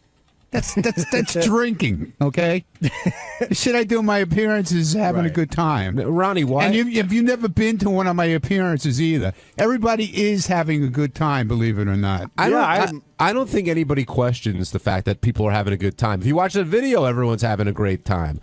But Howard seemed to say that this Ronnie Mund, he doesn't want to be any part of. He sort of wants to disassociate himself from you because you're representing the show in a way I guess he's not a fan of. Okay. Do you understand where he's coming from? I understand. Yeah, I understand where he's coming from. But if you're not there to see the actual appearance and what's going on and how drunk everybody is there, I'm not even talking about me. I'm talking about the people that are there. You're in a club with 2,000 people there in this club, and they're all, one is drunker than the other. It's just everybody's having a good time. That's all it is. Yeah, I don't see too many people coming to a strip club and going, this is disturbing. Nobody was insulted. I could tell you that. Do you feel I didn't insult anybody, I promise you. Well, do you feel when you do these appearances, you're sort of giving the people what they want, like what they come for? I think so, because it's a wild party is what it was. This wasn't a strip club. It was Lavo. It's a club. It's a club. One of the biggest clubs in Vegas. Yeah. Gary, when we have parties and Ronnie starts in with his yelling, what do you think of that? I'm amused. You're amused. Yeah, I don't go, oh, there's dumbass Ronnie. I think I'm amused. I think it's funny. I've known him for a long time. Sometimes it goes on a little long. I haven't been to a lot of those. Like the last time I really witnessed Ronnie genuinely out of control for any length of time. It was like 6 or 7 years ago. It was that Valentine's Day party. Oh, yeah. Where that was like really bad. See, and that's fun. But then that was like he was else, drunk at 8 o'clock, 9 o'clock, 11 o'clock, and 2 o'clock. When everyone else starts jumping in, like Phelan starts yelling, and it becomes just a shout fest for no reason. I just want to stick a fork in my No, I get that. But Howard feels that Ronnie's reflecting poorly on him. Like Ronnie is a reflection of his persona and who Howard is. I guess it depends on how he's billed. If he's billed Ronnie from Howard Stern Show, then maybe that could. But well, if actually, this time I was billed as Ronnie from Howard TV. Right. Yeah, you seem Howard. You think Howard TV bears some of the responsibility here, Ronnie? Well, I don't. What, for me yelling? Like, are they encouraging you to do more of that, or are you doing that on your own? No, I think listen. Howard TV loves it. Okay, for the mere fact that they get content out of it. You know, they get a TV show, behind the scenes show, whatever. Is that in your head when you're up there? No, not at all. Not at all. It's just I'm having fun. Everybody was having fun. And I have to. And the girls were having a blast on stage dancing. They were most of them were high as a kite. You know, they not drunk, not right. I don't know if high as a kite, but they were having a great time dancing. They wanted to win. You know, the girl who won was thrilled. You know, and I take it back. Ronnie, I hate to keep bringing up bad times. It wasn't the not bad times to me. It wasn't the Valentine's Day thing. It was Bubba's wedding. Well, yeah, that was a bad time to me. That was really the last time. That I remember when the night ended, and I went back to my hotel room, and I sat there by myself, and I said, "I am definitely fucked here." What are your two egos again? I knew it. What is it? It's Ron and Ronald. Oh, Ronald. So you should try doing one of these events as the nice guy. What's that guy, Ron? Yeah, nobody wants to come and see that. Me then. Let's have some respect for the women. They're not paying to see Ronald. They're And I paying didn't to see call Ronnie. the girl a shit ass. I'm telling. Oh, it was chit. I didn't say shits. I said chicks. John in Long Island, you're on the wrap-up show. How you doing, John? Hey guys, how you doing? Good. I just kind of want to defend Scott here a little bit, which is kind of strange for me because I seem to never agree with him. Okay. Thank you. But Scott, I think he's kind of right. I know these are co-workers of yours, and it's very hard to call somebody that you work with stupid. But all the fans even know it's funny for the show to hear, you know, like Ronnie's poetry and that whole thing where they were going to give Ronnie another show, and they called it More Ronnie, and he didn't even get the joke for a week. He is kind of... I forgot about that. Yeah, it's kind of... No, I got the joke. I said it right away. Moron. Yeah, I it said... took a while to get it. Somebody had to explain it to you, and you came in and confronted Howard a day or two later and said, you guys are making fun of me behind my back. But, I mean, it's funny, but I think he put the wrong one lowest. I think Sal is definitely the lowest. He can't even pick out the U.S. on a map. You know? He's just not educated. There's a difference. Yeah, well, that is kind of, I mean, you go through, if you graduate high school and you don't pick up some of the material, that is kind of stupid, don't you think? Stupid of the school to give him a diploma. Well, and Sal gets very insulted if anybody calls him stupid. That's his Achilles heel. If you say Sal's stupid, it's very upsetting to him. But he's right. And Sal's move is, what do I need to know where Florida is? What am I going to use it in my daily life? Right. I get on a plane, they take me there. What the fuck do I have to pick it on a map? Right. Thanks for calling in, John. So are you two okay now? I apologize to Ronnie. Yeah, which I know took a lot for Scott to apologize to somebody. Did you think it was a sincere apology? Yeah, I do. I really do. Yeah, I thought it was very sincere because I heard from little flies on the wall that he was upset about the whole thing after it went down. Really? Oh, then you're full of shit. Then your fucking apology doesn't mean nothing. Then no. Wait, whoa. I mean, I wasn't pouting in the room. No, I didn't say you were pouting. Did I say you were pouting? I was upset I that said you were it upset. Bothered you. I said it bothered you. Yeah, I didn't like. Yeah, okay. You and I were always good. I don't want to. I've never had a bad word with you, but you know what? You know, last night the funny thing was when he said it yesterday. And John Lieberman, I think, came to me and asked me about it, and I just, you know, what the hell are you talking about? I didn't even know that he did an interview about he was doing a story like this. But I went, see, now, I never hear the news stories, but now you can go on Twitter and listen to them. So I just went and listened to it in the afternoon. I heard it on Twitter on my phone, and it's like, what the fuck, man? what is with this guy? It bothered me all night.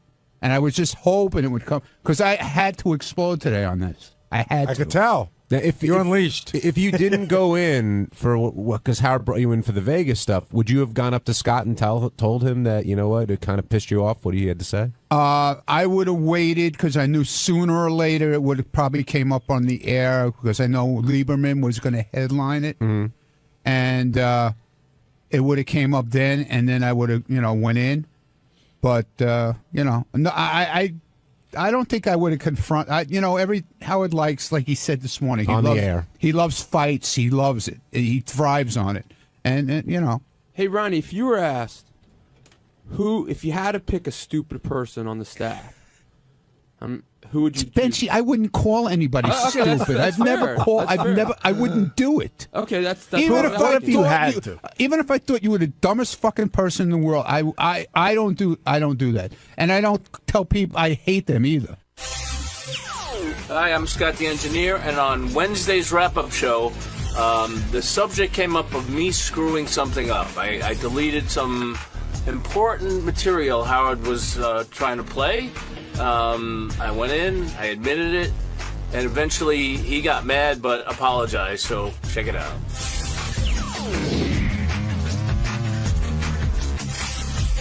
I think we should start with something that happened at the end of the show, which was Scott Salem deleting Howard's page, and the way Howard handled it, because you heard the anger, he yelled at Scott, he was all pissed off, and then a caller called in, and 10 minutes later he's apologizing for the way he treated Scott. But that's just a screw-up, Gary, that I was surprised. I thought it was going to go on for longer, and I wonder if Scott's heard the last of it. It would have gone on for longer 15 years ago. I felt for Scott, and I felt for Howard. First of all, I need to explain to folks that all the pages that we have, the Gary page 1, JD page 2, all that stuff, as the show goes on, we play Howard all these bits, and Howard takes the best of these bits and he pulls them over to, it's called the cart rack, but I call it the on-deck circle. And Howard moves things around. He's like, okay, I'm going to play this and this and this, and this is the order. And so to go back and recreate that is near impossible, because I gave him so much stuff this morning, I'm not positive I remember what was on his pages, and I don't always see what he pulls over. So Howard's like, and it's not just for today. If we didn't get to it today, it's waiting for him on Monday, and he constantly recreates that page. So I felt for him that went away. Hey, there goes Tom Green. What's up, man? I felt really bad for him that went away, but I felt really bad for Scott too, because it's an honest mistake. Yeah, and Scott said that. He said, I hit the wrong button, I made a mistake, but for it to happen at that point in the show, the way Howard was feeling, it's just not good. It would have been worse if it happened at the beginning of the show, because we would have lost. Howard at least got to play a bunch of the stuff that was on there. Right. But it's not good for anybody involved. But when I sit in there, I think of the days when I was under fire like that, where I know I fucked up. And there's nothing you can say or do. You fucked up, and you just have to sit there and take it, and you just don't know when it's going to end. But aren't you better off just copping to it as Scott did, not pretending there was some weird thing that happened or a glitch? Or it just absolutely. But sometimes that's worse, because you're copping to it. You're like, I know, man, I fucked up. I'm so sorry, and he just doesn't care. You know, and you, what else can you do? You just have, it's like you're getting the shit kicked out of you, and you put your hands over your face and keep taking the punches until it stops. And Scott took it, but the bowling thing came up again. And when Howard starts hitting you with that, you wonder, what subtext is going on. And again, I used to take that all the time. It could be like I would fuck something up, and Howard would bring up an appearance I did a month ago. Oh, well, maybe you weren't at the car show a month ago. Maybe you'd get this shit right. And I was like, and so he grabs whatever weapons he can. Yeah, and then you're thinking, is it on his mind still? And then it starts playing games in your head. Well, Jason and I had this interesting conversation. I guess the reason why I'm so sensitive to the whole Scott thing is because I said to Jason, I remember those days. And Jason said, I said it would really hurt. And he said, well, but after when you went to break, Howard said I was just kidding around. I go, never. And Jason goes, God, as a listener, I just always assumed that you and Howard had this thing. And I go, no, we just sort of moved on. It was sort of unspoken, except sometimes I didn't know whether he was still mad or not. Did you ever get an apology like that, like Scott got today? That quickly? Yeah, but all more recently. I think so, but I'd say 90% of the time I didn't. 95% of the time I didn't. And I wonder, with Scott and the dates, I know he's doing the block party and the bowling and stuff like that. Does he think twice about doing it, or is Scott just so beaten down he takes it and he moves on because he knows eventually it's going to pass? The second. Yeah, I think so too. Were you impressed by how Scott handled himself in there, Benji? That the more feeling was I felt horrible for him, because it's like. It's just like I thank God I'm not in a position like that. Something like that could happen. It sounds like it was like just a total mistake, and I understand what Howard's point of view is. Like when you write a term paper and someone erases it. That's right. That's exactly what it's like. You know? It's really all the funny stuff of the day. And in his mind, he said, if I take this, it's like a puzzle. I'll take this and this and this and put it all together. It's going to work. Yeah, and poof, it's gone. Right. So you understand where the anger is coming from. And Scott, that's one of the situations where you made an honest mistake. There's nothing you can do. Are you surprised he turned around and apologized to you so quickly? Yeah, a little surprised. He probably wouldn't have done it if the caller didn't push him into it, but I was a little surprised. I didn't need that. I mean, I would be just equally as pissed off as he was. It's something that I did that shouldn't happen. So after you hit the button and you realize what happens, what's going through your mind? Oh, fuck.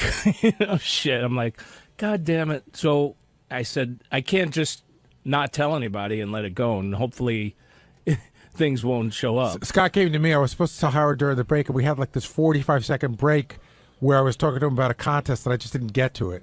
And he found it without you telling him? That's right. Oh, that's even worse.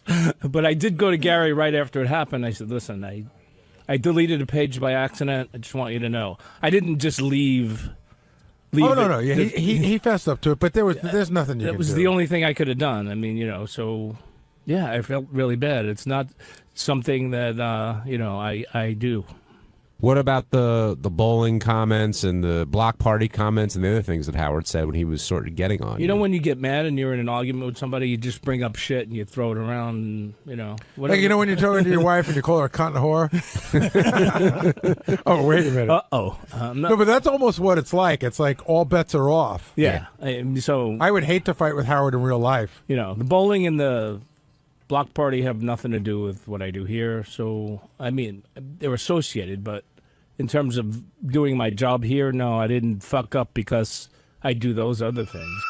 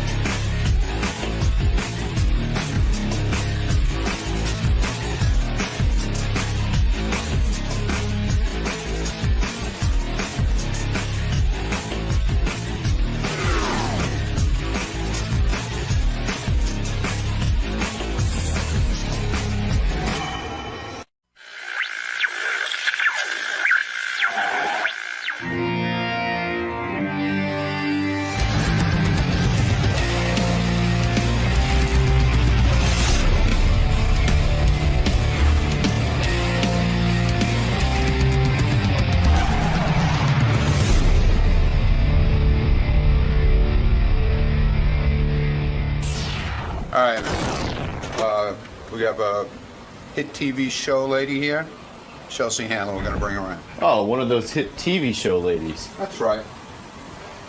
Something wrong with that?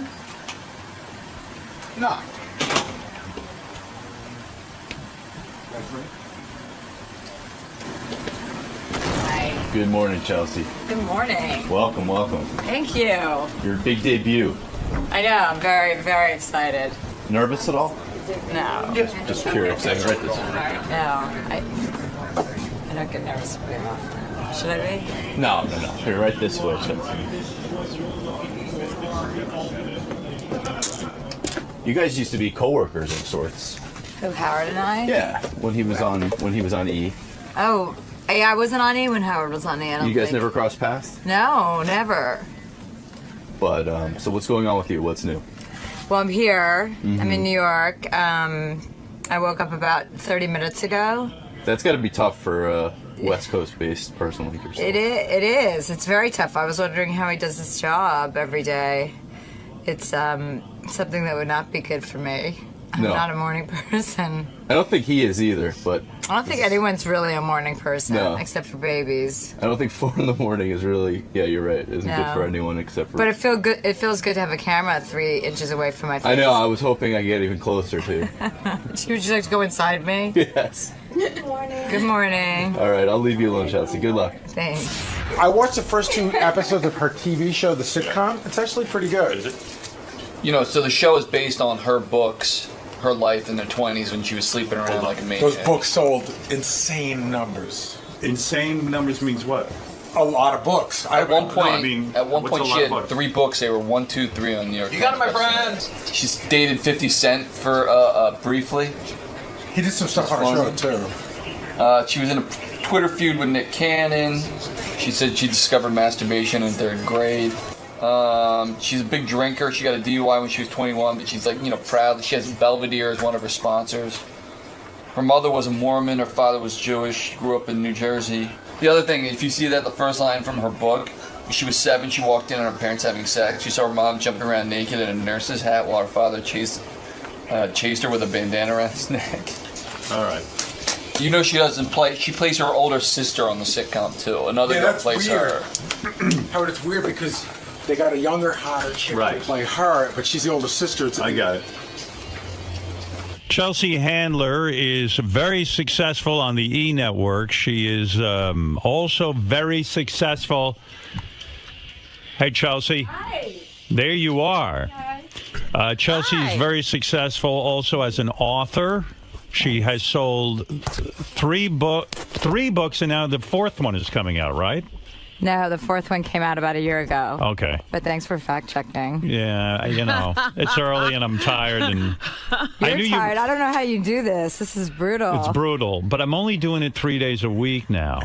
But now with my new America's Got Talent judging duties. Oh, congratulations, by the way. Thank you. That's now phenomenal. We're part of the same family now, you know. Aren't you on NBC? I am. You are, so Think there we so. go. Yeah. So, but when you, I mean, I'm all over the place right now, but when you write 4 books and 3 of them are bestsellers, at one point... 4 of them are bestsellers. 4 of them are bestsellers. I mean, I don't mean to brag or anything or be conceited, but that's just, But, you know, that's the just the numbers bottom are the line. numbers, right? When the last book came out, it was like a $6.5 million advance.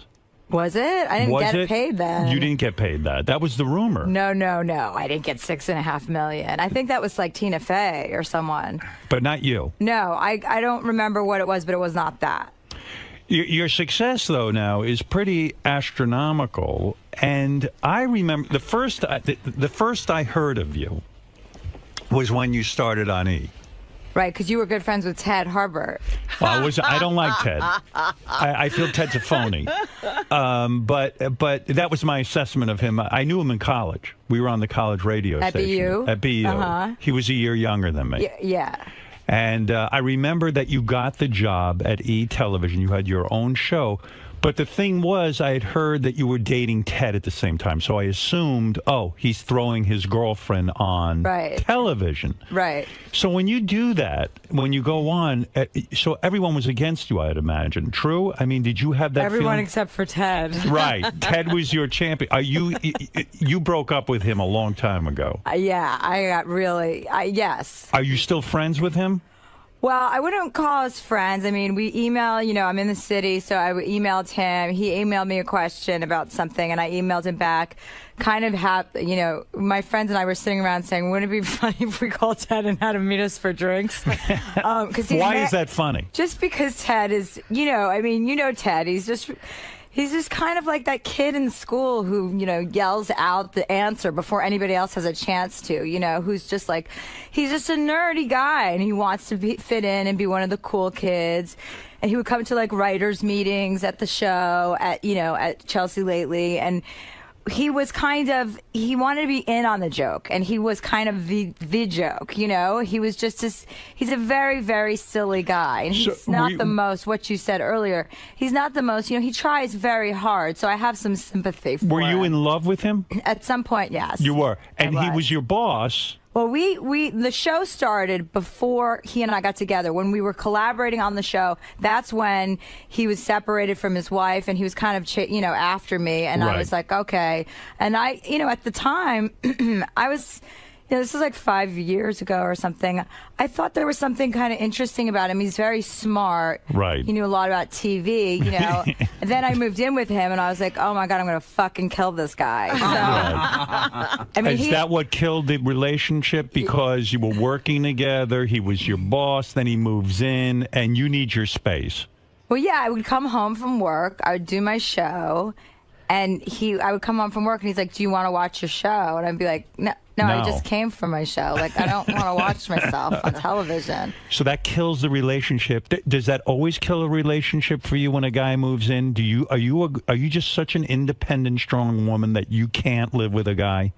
I would probably say that that's true. I mean, he's the only man I've ever lived with, and I don't think it's very hard to live with someone. I live with my brother and a lesbian from Dallas right now in Los Angeles. I like people in my house, but I don't necessarily want somebody in my room all the time. So you're one of those people, like people might think you're a loner, but you're actually a people addict. You need someone around all the time. Yeah. But you try to act like you're independent. Yeah, but not a relationship. No, I like relationships. I like short-term relationships mostly, or long-distance relationships under the right circumstances, but I come from a big family, so I like to have everybody around me. I like people to know they're there. If you want to interact, you can walk downstairs, do whatever. Or if you want to go upstairs and be alone, you can do either. I definitely don't like to be alone in a big house. Freedom is a big deal for you then. Is it freedom? I like to fly around, do whatever I want, bring my friend. I always bring a lot of people with me. What is it that you do that you have to do that a guy could hold you back from doing? Masturbate. I masturbate all day long. Do you? No, I don't, actually. Right. I never masturbate, actually. You used to masturbate a lot when you were younger, right? Yeah, I did. Before I knew what I was doing was masturbating. Right. And that was on a playground, so it was totally legal. And when you masturbated, what did you think about? Would you think about guys you wanted to have sex with or guys you had had sex with? No, I was 8, so I wasn't having sex. No, you were masturbating when you were older. No. I had a thing. I had a thing like, on the play when you're a little girl and you discover like you're riding on the monkey bars and then all of a sudden the bell rings and you're like, right. I can't go back to class. It's not even about sex. It's just about that sensation. The release. Yes. But as a teenager, you didn't masturbate? No. I kind of always thought masturbating was just like, I don't want to sit around like jerking off. I thought it was a waste of time. And I figure if I'm going to have sex with a guy, I'll have sex with a guy. Were you popular? You're very pretty. Were you popular in high school? Because as a comedian, I would think, it's sort of a fine line. Like you've got to be a hard ass. You got to be this and that and the other thing. And at the same time, you were the pretty girl. And everyone would say, well, pretty girls can't be funny. Well, I was a little chunky. I wasn't fat or anything, but I definitely wasn't popular. I would go in and out of groups. Like I would be in like the popular group and then I would do something and they would all hate me. And then I would go into like, the less popular girls and then somehow I would piss them off and then I'd like just switch schools. But you make it seem like you were out of control. Like you were proud of the fact that you had a DUI when you were 21 years old. Like I wasn't proud of it. I just wasn't lying about it. Right. You were up front. I'm a big proponent of just say what your shortcomings are and be honest about who you are. As long as you're honest, then nobody can ever say, oh, you fucking lied to me. I'm like, listen, any guy I date, it's like, well, I want to know about your history. It's like, well, it's in the book. I talk about it very openly. It's liberating, isn't it? I think so. Yeah. I don't like liars at all. You are who you are. But sometimes when you admit something in a book, and then someone brings it up like in an interview or your friends bring it up and all of a sudden you shut up. I don't want anyone to know that. I've written things in my books that I go, oh, fuck, why did I write that? Because then it's out there. I guess I was in some sort of la-la land where I thought no one will ever bring this up to me. You know, like it'll all be quiet. I'll never have children one day. This kind of thing. Right. And then it all bites you in the ass, doesn't it? Well, that's why I'm not going to have any children. Right. You know that for a fact. Yeah, I got my tubes tied on the way here this morning. Perfect. I knew it. You looked a little. You're the perfect girl. Where'd you grow up? In Boston? Livingston, New Jersey. Oh, Livingston, New Jersey. And you're growing up, and you're in the in crowd. You're out of the in crowd. But men play an essential role in your life. Are you always the girl with a boyfriend? No, I mean I have relationships, and then I take nice long breaks in between. Like when Ted and I lived together for 4 years, and I literally woke up one morning. And I hadn't been drinking for like 2 weeks because I was getting ready for this Shape cover photo shoot, like with that magazine. And I hadn't been drinking. And so my mind was like, I was almost hallucinating because I drink on a regular basis. And I was. So you had like the DTs? So, no, but I was just so clear headed. You know, when you don't drink for a while, you're just like. Reality looks kind of like, weird. Oh my God, wait, what the hell am I doing? And I literally woke up and I looked at Ted. I'm like, I got to go. I'm like, I'm taking the dog and I'm moving out. I go, this is it. That was the breakup. Yeah, that was it. And he was like, Chelsea, you know, he's like, you haven't been drinking in 2 weeks. You're not thinking clearly. You need to drink. So do you really drink that much? No, I just drink. I don't get drunk very often, but I do drink regularly. Like What I don't does that drink mean? Monday. Like I won't drink usually if I'm working on my show, you know, which is almost every week. I don't drink like Monday through Wednesday. And then Thursday and Friday and Saturday I'll drink. And then Sunday I start again, no drinking. What are you drinking vodka? Are you drinking vodka mostly? Do you drink wine or something? Sometimes I have a glass of wine. If I'm just going to dinner and I'm not like going out, I'll just have a glass of wine. And when you're drinking vodka, I mean, are you drinking a couple of drinks a night? Yeah. And do you think there's a problem? No. You don't? You don't think you're an alcoholic? No, I don't have an alcoholic's personality. No. I've never really worried about that.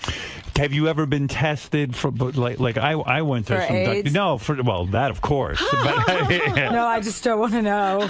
do you make these guys wear a rubber when they bang you? I make everybody give me an AIDS test whenever I start a relationship. You do? And yes, I use protection as most of the time. I met you this summer. You were going out with a guy. I guess that's ended. I'm not sure. Yeah, that's over. That's over. You were going out with him. He doesn't wear a rubber when he bangs you? We didn't have sex. We were just seeing each other for 9 months. We just kissed. Is that it? No, come on. When a guy, we had protected sex. You did? Yes.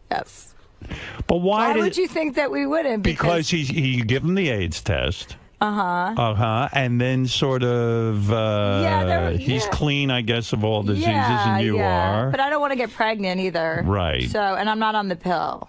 And you would never take the pill. No. Because why should you put chemicals in your body? Well, right. I already drink all the time. I don't need the pill on me. Right. Like, I have enough stuff.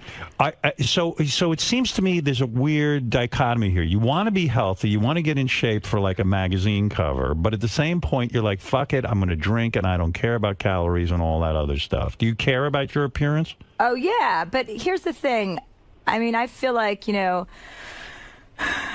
when you work really hard, you're allowed license to also play really hard, and I play very responsibly. I'm not running around at these clubs falling down like Paris Hilton. I don't operate like that. Right. I'm at home most of the time, or I'm at my friends' houses, or I'm at a dinner. It's kind of a more civilized. It's not like I'm 25 anymore. I'm 36, so I work out every day. I do Pilates every day. But when I want to drink, I drink. I don't make myself crazy. And when you, and I have this dilemma too, when you start to get famous and you're accepted by show business, so to speak, you've got the sitcom now going on, and the TV show is doing well, and the books are doing well, and you're making a lot of money. So people want to be friends with you, like a Jennifer Aniston. I know you're close to her, and there's some other, I don't know who else, like Reese Witherspoon, I've heard you mention with. All of a sudden, do you start to worry, I can't be so honest about them. I can't be honest about show business and the people because you're known for making fun of all these people. There's that weird thing where you start going to all these parties and then you worry about walking in the room and people are going to go like, oh, there's that bitch who made fun of me, Well, that happens. I mean. Do you get yelled at? No one yells at me. I think I mean that would be really funny though.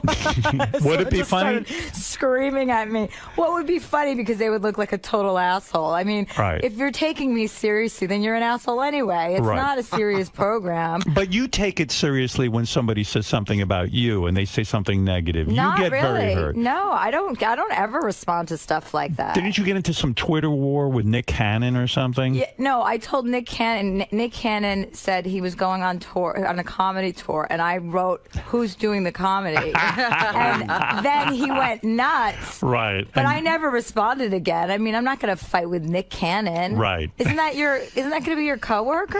Well, he is the star of the show. Is he the star of the show? Well, I guess he's the host. He's the host of the show. Yeah. And then this is the best part. Right. Then after I did that, I had to do some satellite radio tour for After Lately, my other show on E. I Right. had to do this morning satellite tour, and it's like 4:00 in the morning, and you're doing stations on the East Coast. You're totally out of it. I wasn't even paying attention. I was like on my BlackBerry, and all of a sudden I'm on Nick Cannon's show, and he's like, "Well, what do you think of Nick Cannon?" I'm like, "I don't know. Who's Nick Cannon?" And he's like, "I'm Nick Cannon." He's like, "You went off on me on Twitter," and I said, "Actually, I didn't. I just made one comment, and then you went nuts." And I go, "And now you're an asshole because you look like you're fighting with someone who's not even fighting with you." But why is he not a funny guy? Like you said, well, who's going to do the comedy? I mean, I think that's a great line, but you probably don't even know his comedy, right? Well, I don't, and Right. that's also a good point. That's relevant. But anyone who's married to Mariah Carey, I'm pretty sure doesn't have a great sense of humor. I mean, let's be Right. honest. I mean, she's ridiculous. I mean, what is her game plan?